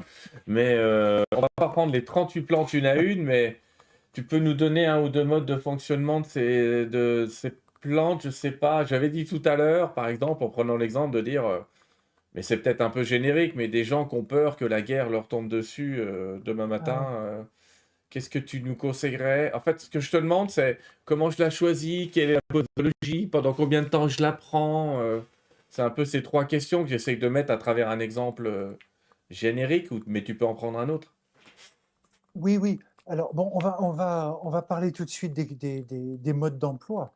Hmm. Euh, les modes d'emploi sont, voilà, les modes d'emploi, c'est, partez du principe qu'avec les élixirs floraux en général, les fleurs de bac en particulier, euh, ça n'est pratiquement jamais le nombre de gouttes que vous allez prendre d'un coup qui va compter. En fait, quand vous prenez une goutte d'un élixir floral, et les fleurs de bac en particulier, vous avez globalement, tout à l'heure, tu disais, c'est pas la peine, quand il y a du cognac dedans, c'est pas la peine d'avaler le flacon d'un coup. Et je disais, ça ne sera pas plus efficace d'ailleurs, parce que en fait, que vous preniez, admettons si vous voulez que vous soyez amené à prendre une, une, une dizaine de gouttes d'un élixir floral ou d'un mélange d'élixirs floraux dans la journée, il vaut mieux prendre 5 fois 2 gouttes que d'un seul coup 10 gouttes. 10 gouttes d'un seul coup ne feront pas plus d'effet sur vous que 2 gouttes. Par contre, prendre 2 gouttes réparties à 5 moments différents dans la journée va permettre à votre structure, à votre corps, à tout ce que vous représentez, ça va vous permettre d'accueillir et d'intégrer le système d'information, j'ai pas d'autre mot à dire, présent dans l'élixir ou le mélange d'élixir, d'intégrer ce système d'information, de vous y habituer, de vous familiariser avec ce système d'information et de le rendre de plus en plus opérationnel et vivant à l'intérieur de vous. C'est-à-dire que votre structure va s'habituer au fait que les informations changent, que la donne change et que vous avez la capacité de fonctionner sur un plan différent. Et ça, en fait, c'est comme quand on apprend une leçon par cœur, un poème, une table de multiplication. Bon, je sais, ça se fait plus, d'accord. Alors, un poème, une poésie, une leçon, je ne sais pas quoi, un truc, un, ouais, un morceau de musique par cœur. Vous le connaissez, vous le sentez, ça sera gravé à l'intérieur de vous. Mais avant que ce soit gravé à l'intérieur de vous, il va falloir que vous répétiez, répétiez, répétiez. Alors, il y a des gens hyper doués qui, en deux lectures, bingo, ça me fait penser à Mozart qui entend un truc une fois, il connaît toute la partition par cœur. Bon, tout le monde n'est pas comme ça. D'accord. On est des gens normaux, ordinaires, voilà, on est des gens normaux et ordinaires. Quand on apprend ce genre de choses, il vaut mieux répéter. Et il vaut mieux répéter des petites doses, comme ça, toutes simples, toutes bêtes, à raison de 2, 3 gouttes. Ça sert, c'est pas la peine d'aller plus loin, mais de le faire fréquemment. En le faisant fréquemment, nous facilitons l'intégration de cette information à l'intérieur de nous, et ça veut dire qu'on facilite en nous la capacité à utiliser cette information comme un levier, comme un tremplin pour nous permettre de faire le mouvement auquel nous aspirons. Donc ça, c'est la première des choses. En général, alors on dit en France, c'est en général, c'est les conseils donnés par le centre Bac, par les gens qui travaillent avec les fleurs de bac. On dit qu'en général, on propose une moyenne de 3, 4 ou 5 prises dans la journée, raison de 2 ou 3 gouttes à chaque prise, et sur une période de 15 jours, 3 semaines, un mois. Bon, c'est une base. C'est une base, il pourrait y en avoir une autre, hein. C'est une base. Voilà, c'est un truc qui permet d'avoir un point de repère et de se dire, ben, je vais consacrer un peu d'attention à l'utilisation de cette préparation pendant quelques jours, voire 15 jours, voire 3 semaines, et puis d'essayer d'observer ce qui se passe en moi pendant ce temps-là. Qu'est-ce qui s'ouvre, qu'est-ce qui se transforme, qu'est-ce qui se passe, qu'est-ce que je découvre, à quoi est-ce que je m'ouvre. C'est ça le processus, en fait. C'est à quoi est-ce que je m'ouvre. Et ça peut se passer, ça peut fonctionner extrêmement vite, ça peut fonctionner très bien pendant ce laps de temps, mais ça peut aussi, vous pouvez vous rendre compte que peut-être, eh bien, 3 semaines, c'est pas suffisant parce que vous avez véritablement besoin d'y aller très lentement. Parce que le processus de transformation qui vous est proposé, vous ne pouvez l'intégrer que très progressivement. Exemple, j'ai rencontré des tas de gens qui, il y a une fleur que j'aime beaucoup, c'est la fleur du chêne. En anglais, c'est oak. Le chêne, c'est un arbre splendide. Le chêne pédonculé, c'est un arbre absolument formidablement beau, impressionnant, un arbre maître, un arbre rayonnant, un point de repère d'une générosité extrême qui protège, qui offre son ombre, le bois est utilisable, les glands sont utilisables, les feuilles, on peut en faire du compost, enfin, tout dans le chêne, il n'y a rien à acheter dans le chêne. Tout est bon. Et c'est un arbre qui est véritablement le centre d'attention de tous. Et il est extrêmement protecteur. Extrêmement protecteur. Le tempérament chêne, chez les gens, ce sont des gens qui, en général, sont très courageux, forts, qui peuvent beaucoup porter sur leurs épaules, qui peuvent assumer énormément. Ce sont des gens qui, quand ils donnent leur parole, ils tiennent parole. Quand ils disent qu'ils s'engagent, ils vont au bout. Quand ils ont un sens du devoir particulièrement élevé. Ce sont des gens qui ne. Le problème, c'est qu'ils ne prennent pas de vacances, par exemple. Le problème, c'est qu'ils ont du mal à se reposer. Et puis, quand quelqu'un est défaillant près d'eux, ils sont tout à fait à même de dire ne t'inquiète pas, va te reposer ou prends des vacances ou prends ton après-midi, je m'occupe de ton truc. Et ils le font. Ils le font à la place de l'autre. C'est-à-dire qu'ils assument plus que leur part. Ils assument plus que leur part. Mmh. Et j'ai rencontré plusieurs fois des gens qui faisaient appel à des gens comme moi pour dire ben voilà, je me sens extrêmement fatigué, j'en ai marre, je ne sais plus comment m'y prendre, j'ai l'impression que je vais craquer, bref, ce sont des gens qui sentaient qu'ils avaient tiré un peu sur la corde. Et très souvent, très très souvent, ce sont des gens qui vivent avec ce tempérament de chêne à l'intérieur d'eux. C'est-à-dire qu'en fait, ils bossent, ils bossent, ils bossent. Ils ne comptent pas leurs heures, ils ne comptent pas leurs efforts, tout simplement au nom de la mission, du devoir accomplir, du truc, je ne peux pas lâcher comme ça, je ne peux pas abandonner les gars ou les gens, je ne peux pas laisser mon équipe, je ne peux pas prendre de vacances pendant que les autres, etc. Ce sont des gens qui ont beaucoup de mal à déléguer, ce sont des gens qui, voilà, Ouais. et ils prennent sur eux. Et à un moment donné, bah, comme on dit, ils en ont ras-le-bol, ils en ont plein le dos. Ils en ont plein le dos. Et quand on leur propose une fleur pour les aider par rapport à cette fatigue, se pose à eux la question fondamentale de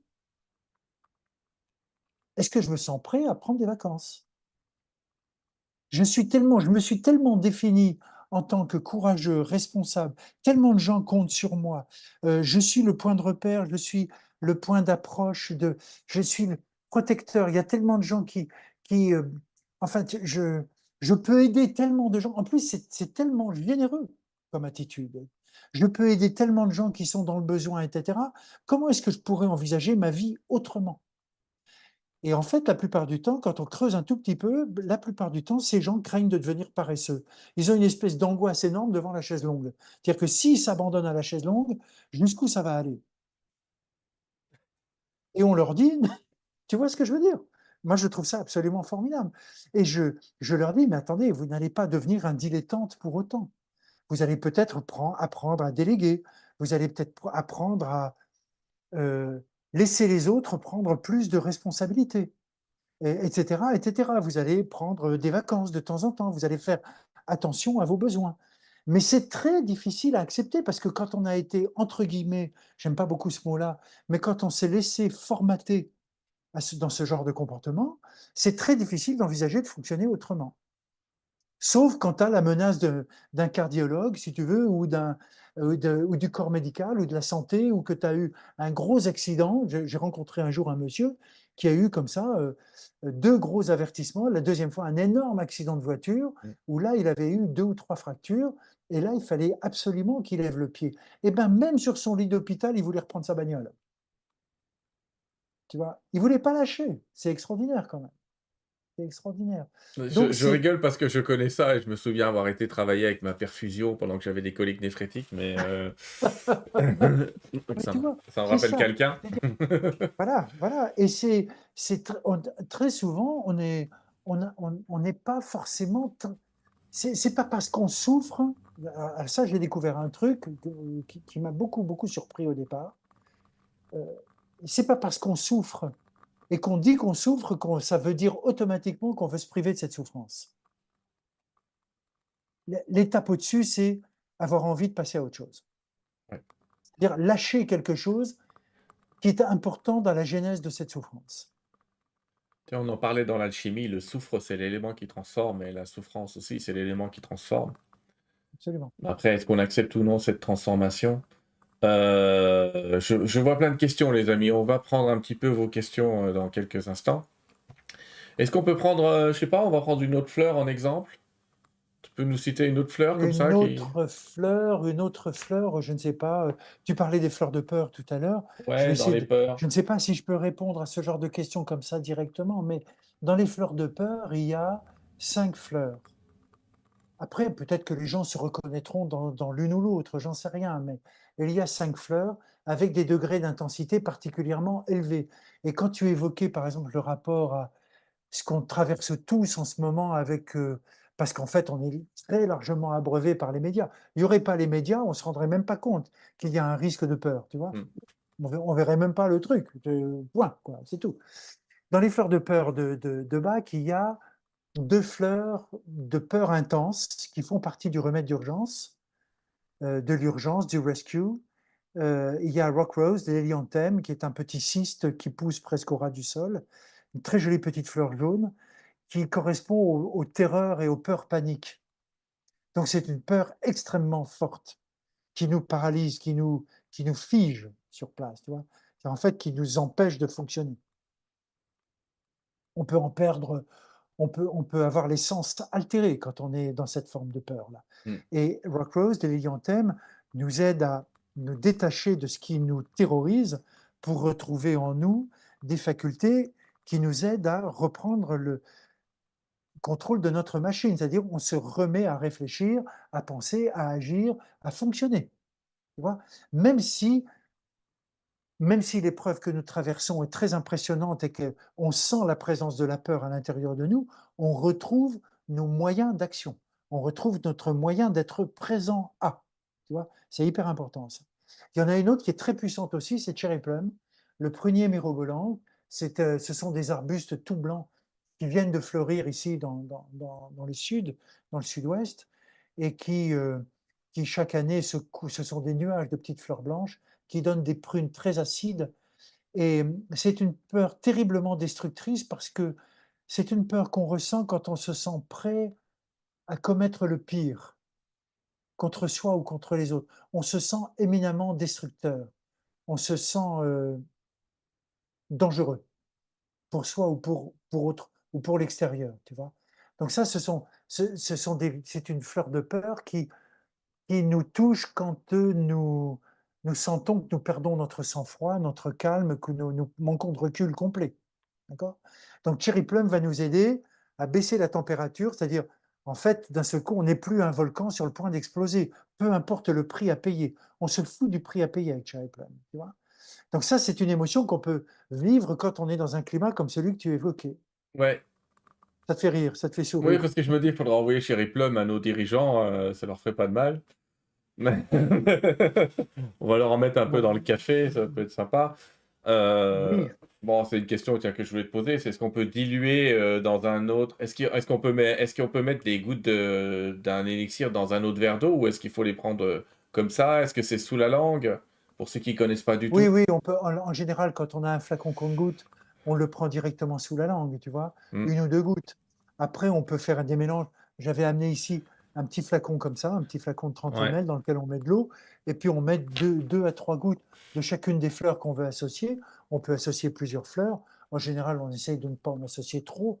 C'est-à-dire qu'on ne dépasse pas 5 à 7 fleurs, ça fait déjà beaucoup. C'est la question que j'allais te poser parce que dans les Ça fait mélanges, déjà beaucoup. le plus connu dans les fleurs de bac, c'est probablement le remède qu'on appelle le remède d'urgence, le rescue. Oui, il y en a Que 5, je ouais. remonte à l'écran parce que comme ça les gens verront le flacon, c'est celui qui est en bas à droite. Le Ouais. Rescue, j'ai presque envie de dire que c'est probablement un des plus vendus des fleurs de bac. C'est le plus vendu, Ouais. c'est clair. Dans le monde entier, c'est Et le j'ai seul envie de qui te est vendu. dire, il y a quoi dedans et quel est son intérêt de ce Rescue et est-ce que par hasard tu connaîtrais la naissance de ce remède? Bah, c'est Bach qui a commencé à créer un premier rescue un jour. on lui amène un pêcheur qui avait été complètement commotionné, choqué à travers, qui a pu être récupéré vivant lors d'une tempête sur la mer. Et cet homme est complètement choqué, en état de choc. Et donc, Bach, à l'époque, il n'avait que 3 fleurs à lui proposer. Et donc, il lui a donné Que je ne me trompe pas, l'hélianthème, l'impatience, et puis clématis. Et donc, la clématite c'est pour remettre bien les pieds sur terre, c'est-à-dire pour sortir pour retrouver le sens concret et pratique des choses. L'hélianthème, c'est la peur, la terreur que j'ai vu qu'on a évoqué tout à l'heure. Et, l'impatience, c'est pour garder son calme et rester bien attentif à ce qui se passe dans un bon timing. Ça a été premier remède d'urgence. Et après, il l'a enrichi avec 2 autres fleurs qu'il a découvertes un peu plus tard, qui sont Cherry Plum, le prunier mirobolant, pour ne pas se sentir l'envie de commettre l'irréparable. Et puis l'étoile de Bethléem, qui est la grande fleur des chocs et des douleurs, des traumas, du chagrin, de la peine, etc., et qui joue le rôle de consolateur. Et donc ce mélange de 5 fleurs est toujours le même. Il a été élaboré par Édouard Bach avant qu'il ne disparaisse, et il a été maintenu dans son état. Alors maintenant, il y a des préparations qui sont enrichies avec d'autres trucs, etc. Mais le rescue traditionnel, c'est ces 5 fleurs-là, et qu'on utilise quand on traverse des situations d'urgence, des situations très compliquées, physiquement, émotionnellement, nerveusement, intellectuellement, moralement, psychologiquement, tout ce que tu veux, spirituellement. Un Ouais. truc qui fait que tu es comme Des ça, gros et que stress, j'ai envie de dire, c'est le remède, aussi des étudiants en période d'examen. oui, ou bien tu te fais mal, tu te coinces le doigt. Moi, Mmh. combien de fois ça m'est arrivé de porter un truc lourd, tu poses le machin sur la table, sauf que ton index n'est pas au bon endroit. Et tu te coinces le bout de l'ongle, tu vois. Tu as envie de hurler, c'est épouvantable un truc comme ça. Et Rescue, dans ces cas-là, va t'aider à retrouver du calme, etc. Et très souvent, on est particulièrement surpris de la diminution nette de la sensation de douleur, quoi. C'est tout à fait curieux. Très, très, très, voilà, donc c'est vraiment une préparation qui est tout à fait intéressante à avoir sur soi ou à portée de main, Ouais. parce que c'est quelque chose d'extrêmement utile. Alors il Il y a existe beaucoup de en gens, par gouttes, exemple, qui prennent l'avion avec ça dans leur tu sac, raison. hein. Ouais, c'est pour ça que j'allais le dire. Il C'est vrai. existe en gouttes, mais dans les avions, des fois, ils vont vous l'interdire, ça dépend des compagnies. Dès qu'il y a une petite Bon, goutte 10 d'alcool, millilitres, tu sais, ouais, mais c'est ça passe. Par contre, ça existe aussi en pastilles, hein, je précise que oui, c'est vrai. le Et c'est Rescue, très, il très, existe très en efficace aussi. pastilles à sucer et ça marche pas plus mal. Heu, une question pour toi, l'importateur des fleurs de Bach. Je t'ai écouté dans une conférence, à un moment, tu disais qu'au début, quand tu les importais, parfois, tu en vendais 10 dans le mois. Alors Ah oui, j'ai envie de te dire, quand est-ce que tu as vu l'explosion en France des ventes de ces remèdes? bah, quand on a commencé en 85, on est devenu l'importateur des fleurs. Le centre Bach, qui était à l'époque dirigé par John Ramsell et Nikki Murray, sa sœur, c'était tous les deux les curateurs du centre Bach. Ils ont dit, OK, très bien, on fonctionne avec vous, on verra bien. On était infinitésimaux, nous. Et la seule chose qu'on voulait, c'était de se dire, on était complètement sidérés par l'existence de ce genre de produit. Et on s'était simplement dit, mais si ça peut intéresser quelques personnes autour de nous, ce sera génial, quoi. Et au début, on a commandé nos premiers élixirs. Ça tenait notre stock de fleurs de bac pour toute la France, hein. Mmh. Ça tenait sur une étagère à peu près là, qui devait faire à peu près 80 centimètres de long, tu vois. On vantait des flacons comme ça en fonction. Personne ne savait que ça. C'est-à-dire qu'en fait, nos premiers clients, ça a été des gens qui demandaient traditionnellement au centre bac de leur envoyer d'Angleterre des flacons, et le centre bac, d'une façon très courtoise, leur disait, il n'y avait pas Internet encore à l'époque, tu vois, Mmh. on ne se rend pas compte, mais c'était l'âge de pierre encore à l'époque. Le, le centre bac leur répondait en disant, adressez-vous à la société La Sœur qui vous enverra les flacons correspondants, Mmh. quoi. Point, c'est tout. Et donc effectivement, pendant les premiers mois, on vendait 10, 15 flacons par mois, tu vois. Sauf qu'effectivement, on en a profité pour beaucoup apprendre, pour beaucoup lire, pour beaucoup travailler. À l'époque, personne ne pouvait nous apprendre ça parce que bah, pratiquement personne ne l'enseignait, en France en tout cas, on ne savait pas d'ailleurs vers qui on aurait pu se tourner, et puis on avait juste 3, 4 bouquins à se mettre sous la dent, quoi. Donc les 3 bouquins, je peux dire, on les a ouverts, fermés, et on en discutait tout le temps. On en parlait tout le temps. Nos gamins avaient juste la tête comme ça, et on en parlait tout le temps. Ça occupait l'essentiel de notre réflexion. Donc ça fait mûrir plein de choses, ce qui veut dire que les gens ont commencé à nous téléphoner un peu. On a commencé plus ou moins adroitement à essayer de donner des conseils. Et puis, je ne sais pas ce qui s'est passé, mais à un moment donné, comme on dit, la mayonnaise a pris, tu vois. Et ça a commencé à prendre de l'ampleur. Et puis à un moment donné, ça a quand même pris 3, 4 ans, quand même, tu vois.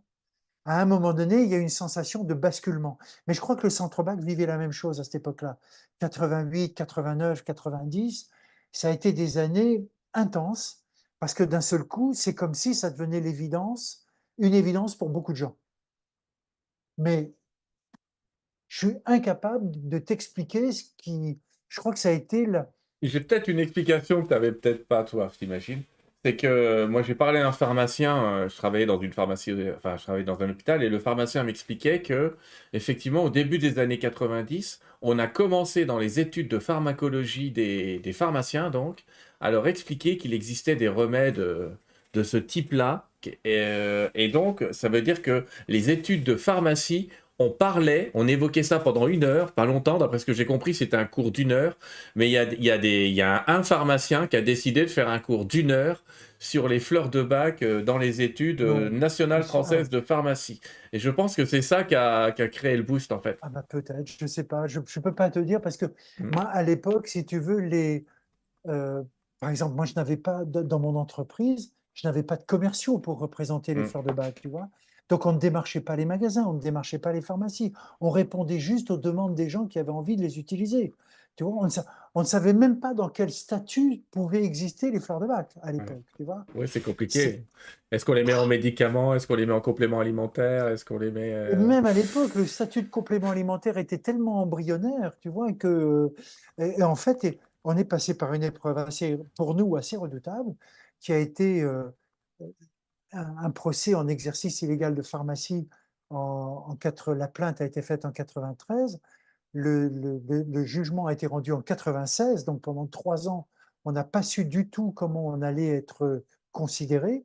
Et le juge du tribunal de Bordeaux a considéré que c'était des produits naturels faits à partir d'eau de source, Mm, euh, qu'il n'y avait pas d'ingrédients actifs à l'intérieur de ça. Ça, l'administration l'avait parfaitement reconnu, et que en plus ça ne pouvait pas être considéré comme quelque chose de dangereux ou de difficile ou de compliqué à utiliser.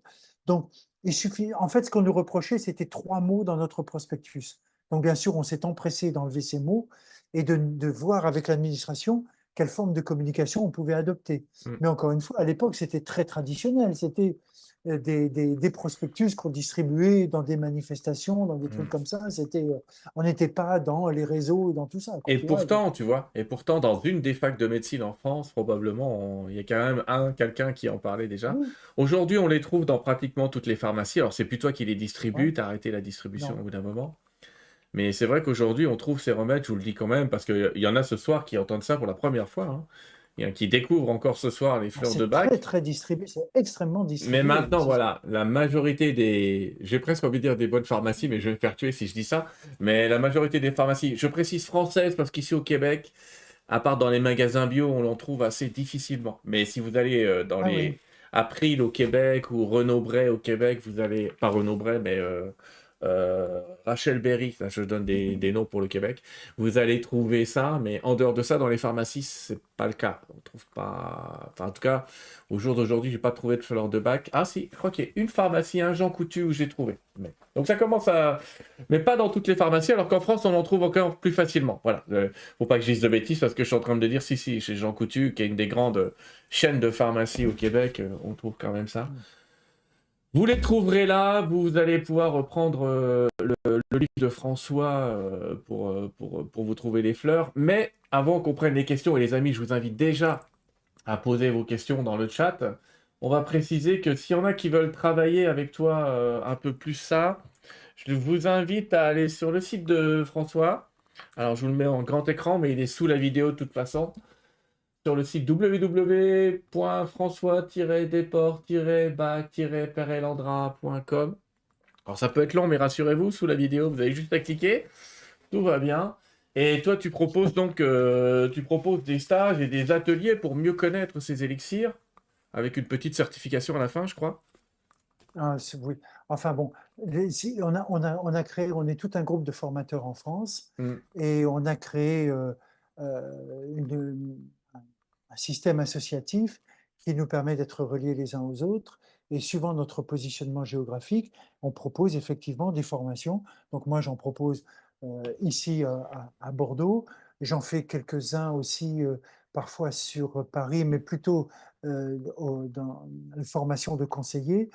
Et on propose, donc moi ici, effectivement, je propose, comme un certain nombre de mes confrères et collègues, des formations soit en présentiel, donc on se réunit dans une salle et puis on travaille pendant 2 jours avec ce qu'on appelle un niveau 1, c'est-à-dire mettre en place toutes les bases de compréhension et de connaissance des fleurs.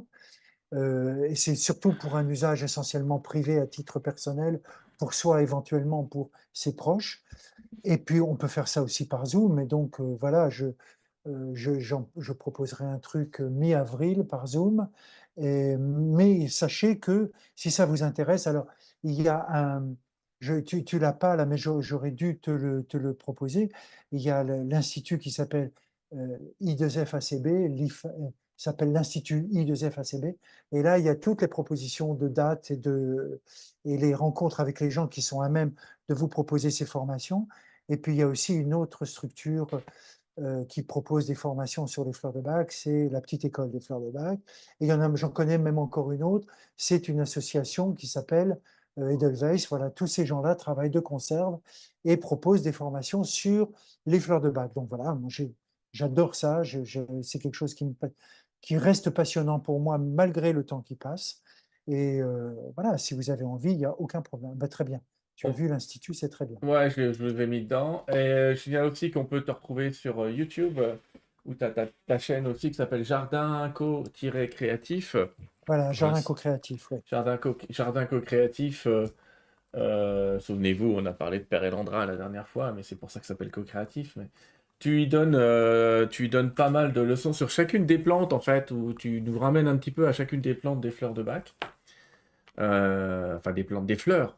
J'ai pas fait de vidéo sur toutes les fleurs, mais petit à petit, ça Alors, il y en viendra a pas petit à mal, petit. hein. Franchement, Il y en a je quelques-unes. les ai Il y en pas a toutes quelques-unes. faites, mais il y en a quand même. Enfin, je vous invite quand même à aller sur le petit site internet. Vous retrouverez aussi des conférences de François si vous fouillez bien. Vous allez en retrouver quelques-unes qui sont toutes plus intéressantes les unes que les autres, les amis. Et puis maintenant, le moment est venu où je vais te passer à la question. Eh oui. Première question, je vais essayer de génériquer les questions parce que j'en vois qui sont quand même assez précises. Sur les fleurs de bac sans alcool, est-ce qu'on peut les utiliser sur les animaux? Oui, oui, oui, oui, oui. Bah, on a fait des fleurs de bac sans alcool parce que au départ, c'était pour des raisons très concrètes. C'était pour proposer cette démarche pour des pays d'Afrique du Nord. Donc, pour être en accord avec les modes de vie des gens au Maroc, pour être très précis au Maroc, voilà. Mm. Et puis on s'est rendu compte que ça pouvait être intéressant pour des gens en France, et effectivement, ça a inspiré beaucoup de gens parce que ça leur permet d'avoir la sensation d'être plus libre d'utilisation justement pour les animaux, pour les enfants, pour les bébés, ou pour des personnes qui n'ont pas envie d'être confrontées au goût de l'alcool, tout simplement, soit par conviction, soit par goût, soit par voilà. En fait, il y a un public pour ça, effectivement, il y a vraiment un public. On parlait des Donc, animaux, là. oui, mais pour les Mm. animaux, c'est vrai aussi que, euh, enfin, moi, je sais que quand je n'avais pas cette version sans alcool, j'ai eu régulièrement des chiens et des chats, j'aurais toujours donné des élixirs floraux avec de l'alcool. Bon, ils tiquaient un petit peu sur le moment, mais Ouais, ces deux gouttes, c'était ils jamais vont de s'en grande remettre. quantité. ce n'était jamais de grande quantité, et j'ai toujours été très admiratif, par contre, de la capacité qu'avaient les animaux d'utiliser l'information des élixirs. Mm. En général, enfin, en tout cas, dans l'expérience que j'ai pu en avoir, hein, après, ça peut être variable, je le conçois, mais il fallait pas 50, ça fallait pas 50 prises pour un animal, quoi. C'était quelque chose qui pouvait être vécu et intégré beaucoup plus rapidement. Et moi, ça m'a beaucoup appris sur justement cette capacité qu'on pouvait avoir d'accueillir en fait le système d'information proposé par les fleurs. Mm. Si on retrouve une certaine forme entre guillemets d'innocence, c'est infiniment plus simple. Ouais. Voilà. Donc oui, effectivement, pour les animaux, ça peut être. Vous avez les deux versions. J'imagine que les élixirs sans alcool sont plus faciles à donner à un animal que des élixirs avec alcool, parce qu'il y a moins de goût, il y a moins d'odeur, il y a Mm. moins de. Voilà, c'est plus acceptable, quoi, tout simplement. Mais ça ne veut pas dire que c'est plus efficace pour autant. Je dis ça parce que c'est juste pour relativiser mon propos. Voilà. D'accord. Claire, elle nous demande si on peut nettoyer quelque chose de très ancien avec des sentiments ou des émotions très anciennes pour les conscientiser avec les fleurs de bac. Oui, à partir du moment où. Alors, Bach a un autre maître mot, à part la simplicité, c'est le présent. C'est-à-dire que quand je fais face à une émotion très ancienne, à partir du moment, peu importe son antériorité, à partir du moment où elle est tout le temps vécue comme présente, elle est toujours active dans mon présent, peu importe son antériorité, elle est là. De même que, à l'inverse, euh, je, admettons par exemple que je doive passer, je sais pas moi, un concours professionnel et que ce concours me stresse énormément, c'est important pour moi de le réussir, etc., et qu'il aura lieu dans 3 ou 4 mois. Je pense par exemple aux étudiants qui vont passer leur bac, leurs examens, leur concours d'entrée de fin pour entrer dans une école, ou les examens qui clôturent tout un cycle d'études et que ça peut être pour eux déterminant de le réussir, ça peut être dans 3 ou 4 mois. Si cette épreuve les touche émotionnellement, cette émotion, elle est déjà présente dans le cœur, dans l'esprit, Mm. dans la réalité de la personne. Donc, ça n'est pas parce que l'événement est seulement concrètement appelé à se manifester dans le temps que l'émotion n'est pas déjà vivante. Et ça revient à cette histoire d'antériorité. C'est pas parce que l'émotion est très ancienne, si elle est toujours active là maintenant, ça vaut toujours le coup de se pencher dessus, parce qu'elle est inscrite dans le présent. En fait, ce qui compte, c'est qu'est-ce que je constate dans le présent. Est-ce que tu connais, demande quelqu'un d'autre, une fleur de bac qui pourrait aider quelqu'un à traverser des soins palliatifs, la peur de la mort? Quelqu'un qui serait dans une peur de la mort, mais qui serait pour le coup dans une, pas mort imminente, mais pas loin de la fin. Voilà, il y a pas de solution, Type. il n'y a pas de solution télécommandée là-dedans. Il y a plein d'hypothèses envisageables. Parce que quand on évoque ce genre de choses, on peut être effectivement confronté à des sensations de crainte et de peur. Et là, ça vaut quand même le coup de regarder la dimension que peut prendre cette peur. Donc, tout à l'heure, j'avais commencé à parler des 5 formes de peur. Il y a effectivement des nuances qui nous permettent de nous rapprocher de la forme de crainte qui est vécue par la personne et qui pourrait être la plus en correspondance possible avec une de ces formes de peur. Mais il y a aussi très, très, très souvent plein de choses qui sont associées à cette attitude et qui n'ont rien à voir avec des peurs, mais qui sont simplement liées, par exemple, à des processus de passage euh, qui nous demandent de nous abandonner.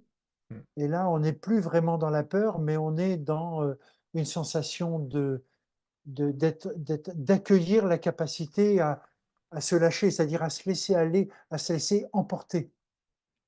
Aussi bien pour la personne qui vit cette transformation-là, par exemple la personne qui est en train de vivre cette fin de vie dans sa chair, mais ça peut être aussi tout aussi important pour les personnes qui accompagnent la personne qui vit ça. Parce que pour elle aussi, ça peut représenter un moment de transformation et de passage essentiel. Donc, on peut être amené à proposer des fleurs pour accompagner des émotions qui sont mises en exergue à l'occasion de cette expérience, mais qui peuvent être vécues de façon différente par les uns et par les autres. Et là, encore une fois, euh, la sincérité et la vérité des mots qu'on va utiliser pour exprimer ce qu'on ressent est tout à fait essentielle. Et quand on est, par exemple, quand on est amené à essayer de conseiller les fleurs à quelqu'un, le boulot, c'est pas d'extirper on n'arrache pas la vérité des gens. On aide les gens à essayer de parler aussi simplement et aussi clairement et aussi sincèrement que possible de ce qu'ils ressentent. En fait, le but, c'est ça. C'est-à-dire aider les gens à prendre conscience de ce qu'ils ressentent réellement. Et là, on peut commencer à mettre des mots sur un vécu et on peut associer à ça des fleurs qui peuvent entrer en résonance avec le vécu émotionnel des gens. C'est ça le but du jeu. En fait. D'accord. Est-ce que tu as déjà vu des gens qui prenaient des remèdes et qui soignaient des maladies? Par exemple, j'ai un syndrome du côlon irritable, je prends un fleur de bac qui correspond à une émotion et hop, plus de syndrome du côlon irritable. Autrement dit, est-ce que tu as déjà vu des gens qui, en prenant un remède émotionnel, ont fait guérir, j'allais presque dire, une maladie de support ou quelque chose qui était derrière? Alors, faut être très clair là-dessus. Bach disait quelque chose. Au début, la première fois que j'ai lu le truc, Bach disait que la maladie n'est rien, le symptôme n'est rien. Tout ce qui compte, c'est l'état d'être. Donc ça veut dire que quand on vit dans notre corps une épreuve physique, une pathologie, etc., on ne va pas nier la réalité de cette épreuve, d'accord? Mais on va s'attacher à essayer d'aller à la rencontre de ce que représente cette épreuve dans le vécu de la personne. Et donc, on va essayer d'apporter de l'aide, ou on va essayer d'aller s'apporter, si je le fais pour moi-même, je vais essayer d'aller rencontrer ce que signifie pour moi cette épreuve physique et ce que ça peut représenter comme enjeu dans mon vécu, dans mon émotion, dans mon attitude, dans la vie. Mm. Et si je suis encore une fois, suffisamment sincère avec moi-même, je vais peut-être être amené à me rendre compte que, par exemple, eh bien, là, tu parles du côlon irritable, etc. C'est peut-être, je sais pas moi, des trucs qui m'agacent, qui m'énervent, qui m'irritent, qui me coincent ou que je n'arrive pas à laisser partir, que je n'arrive pas à laisser passer. C'est peut-être quelque chose c'est peut-être une irritation ou une blessure ou une tension que je nourris à l'intérieur de moi et qui va enflammer ma structure. En fait, ce que mon corps vit la plupart du temps, ce dont on se rend compte, c'est que ce que mon corps vit et manifeste, c'est quelque part en résonance et à l'image directe de ce que je manifeste sur un plan plus éthéré, plus émotionnel, peut-être plus symbolique. Donc, en fait, à travers les fleurs, ben, mon souci, ça va être d'aller à la rencontre de ce que je ressens profondément et de m'apporter du soutien dans mon désir de transformation. Et comme par hasard, mon corps, lui, ne va plus sentir ce décalage entre ce pourquoi il est fait et ce que je lui demande de vivre. Et lui, il est programmé pour s'autoréguler. Donc, automatiquement, il va de lui-même, je crois, trouver un certain nombre d'éléments de solution. Et je crois qu'on peut ne pas être forcément surpris si on se rend compte que, eh bien, régulièrement, on va voir des choses s'améliorer de façon tout à fait agréable à vivre, quoi. Ouais. Tu rejoins l'enseignement Mais, des guides, tu sais. Sylvain, le truc, c'est que il faut bien se rendre compte que ça demande tout un enchaînement de démarches avant qui fait que c'est pas le remède miracle qui fait que d'un seul coup, ça se résout. Non, Ouais. ça n'existe pas. Ça n'existe pas. C'est, c'est tout un enchaînement, c'est tout un processus. Et ce processus, comme disait quelqu'un que j'aimais beaucoup, ça demande du courage. Ça demande de la détermination, ça demande de l'engagement, ça demande de la sincérité, ça demande d'avoir envie d'y aller, ça demande de l'intention. Ouais, ouais, il y a Et ça se cultive aussi. Les vertus du guerrier, ça me rappelle un livre qui s'appelait Les vertus du guerrier, je crois, et qui travaillait ça pour guérir. Et tu rejoins l'enseignement des guides qui disent dans la vie, il ne vous arrive pas ce que vous voulez, il vous arrive ce que vous vous sentez être. C'est un peu Exactement, particulier. c'est exactement ça. Et alors, je reprends encore quelques questions. Là, c'est Didier qui parle de médecine chinoise. En médecine chinoise, la peur est associée au rein. Est-ce que les fleurs agissent sur les peurs? Est-ce qu'ils ont une action sur les systèmes reins? Ben, en fait, c'est à peu près la même question, quoi. On pourrait se dire. Ça va peut-être libérer des énergies, mais c'est pas forcément direct. Il y a un travail à faire de la part de la personne aussi, là. Oui, et puis très sincèrement, je vais te dire, moi, je serais bien incapable d'affirmer un truc comme ça. Sans doute, je On suis va pas dire à très, Didier très. de tester, test. Mais oui, oui, parce que si tu veux, le truc là-dedans, c'est en fait, moi, ce que j'aime dans ces différentes dynamiques, c'est que elles ont chacune, la médecine chinoise, et des pratiques énergétiques, les fleurs de Mm. bac, l'homéopathie, etc. Chacune de ces dynamiques a sa façon d'envisager les choses. Et ce que j'aime beaucoup, c'est que, en fait, quand on essaie de les regarder de près avec de l'attention et de la bienveillance, en fait, elles convergent vers la même chose. Tu vois? Chacun prend à sa façon, avec son point de vue, avec sa perspective. C'est-à-dire que on va être dans l'énergétique chinoise, par exemple, d'accord. Et si on fait un pas de côté, on va regarder à travers les fleurs de bac.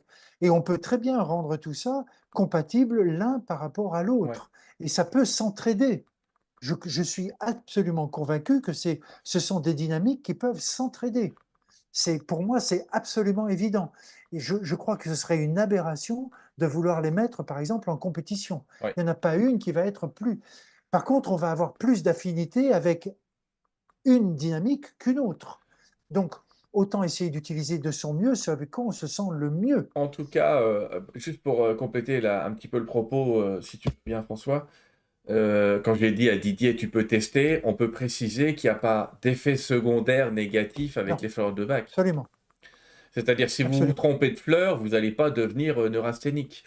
Non, il ne se passe rien. Au pire, non, mais c'est ce qu'on peut dire. On peut dire que, voilà, au pire, il ne se passe rien, quoi. Si Ouais, je me trompe, je suis passé à côté. ouais. Non, mais c'est important de parler de ces effets secondaires. Alors, on en a parlé un peu au début, puis je vais te reposer la question. Là, c'est si je prends les 38 fleurs de bac dans l'année, je vais me sentir bien. Non, non, non, pas forcément. Non, non, non, non, non. Ça, c'est une fausse démarche. Hmm. C'est une fausse démarche.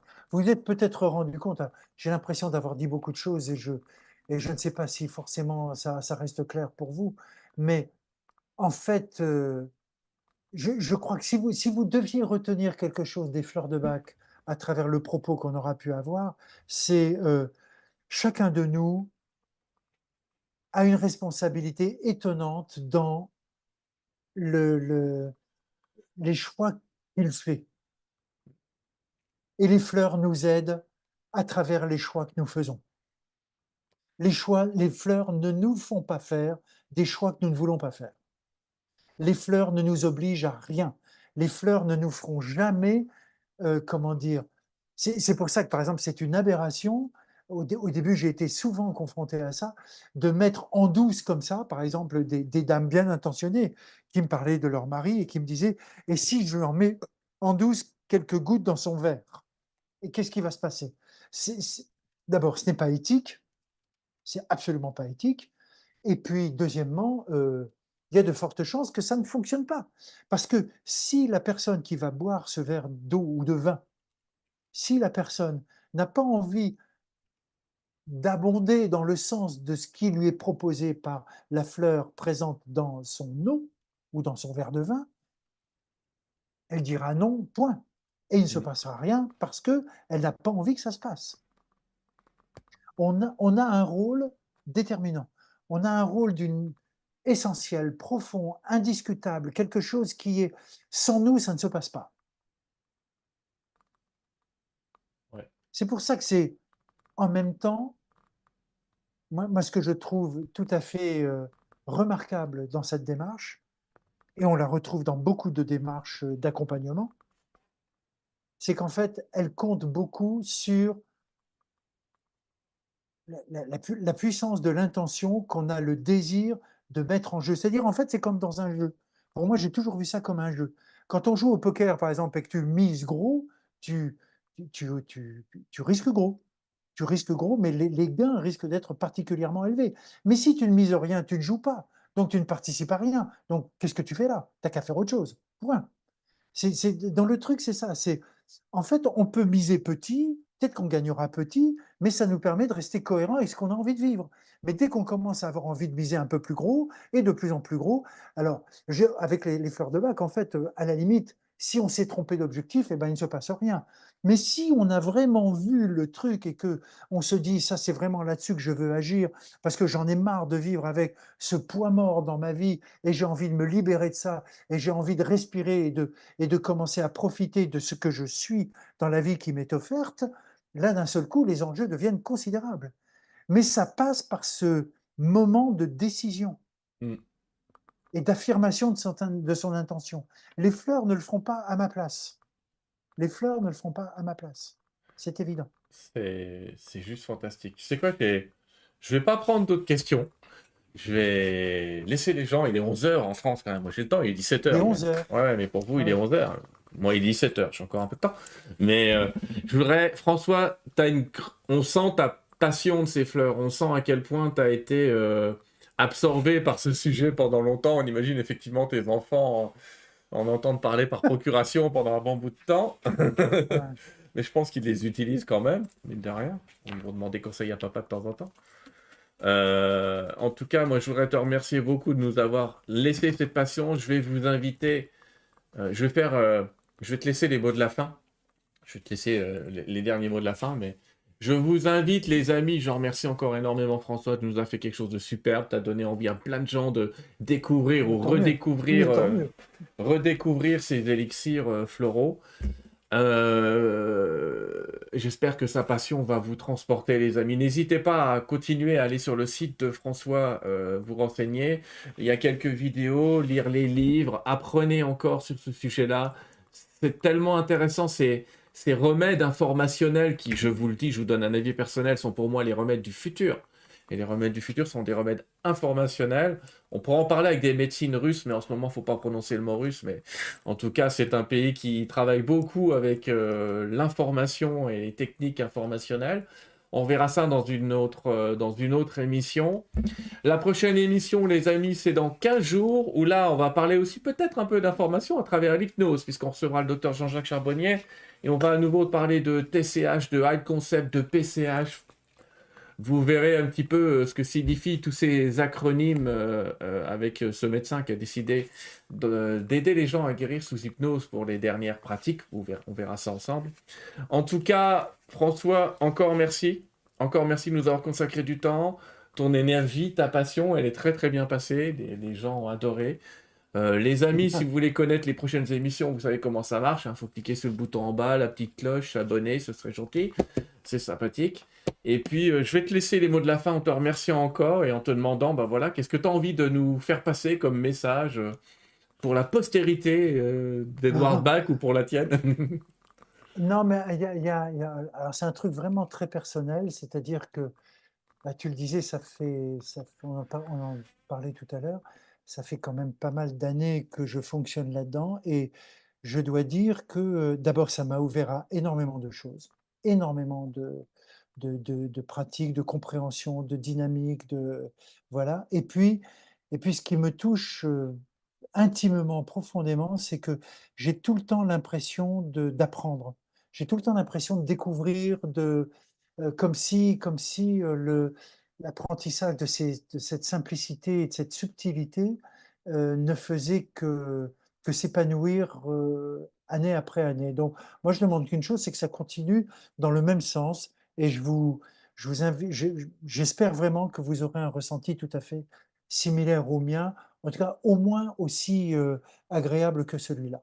Voilà, puis, ben, un de ces jours peut-être. Ouais, Voilà. merci à toi. Au revoir, à bientôt les amis.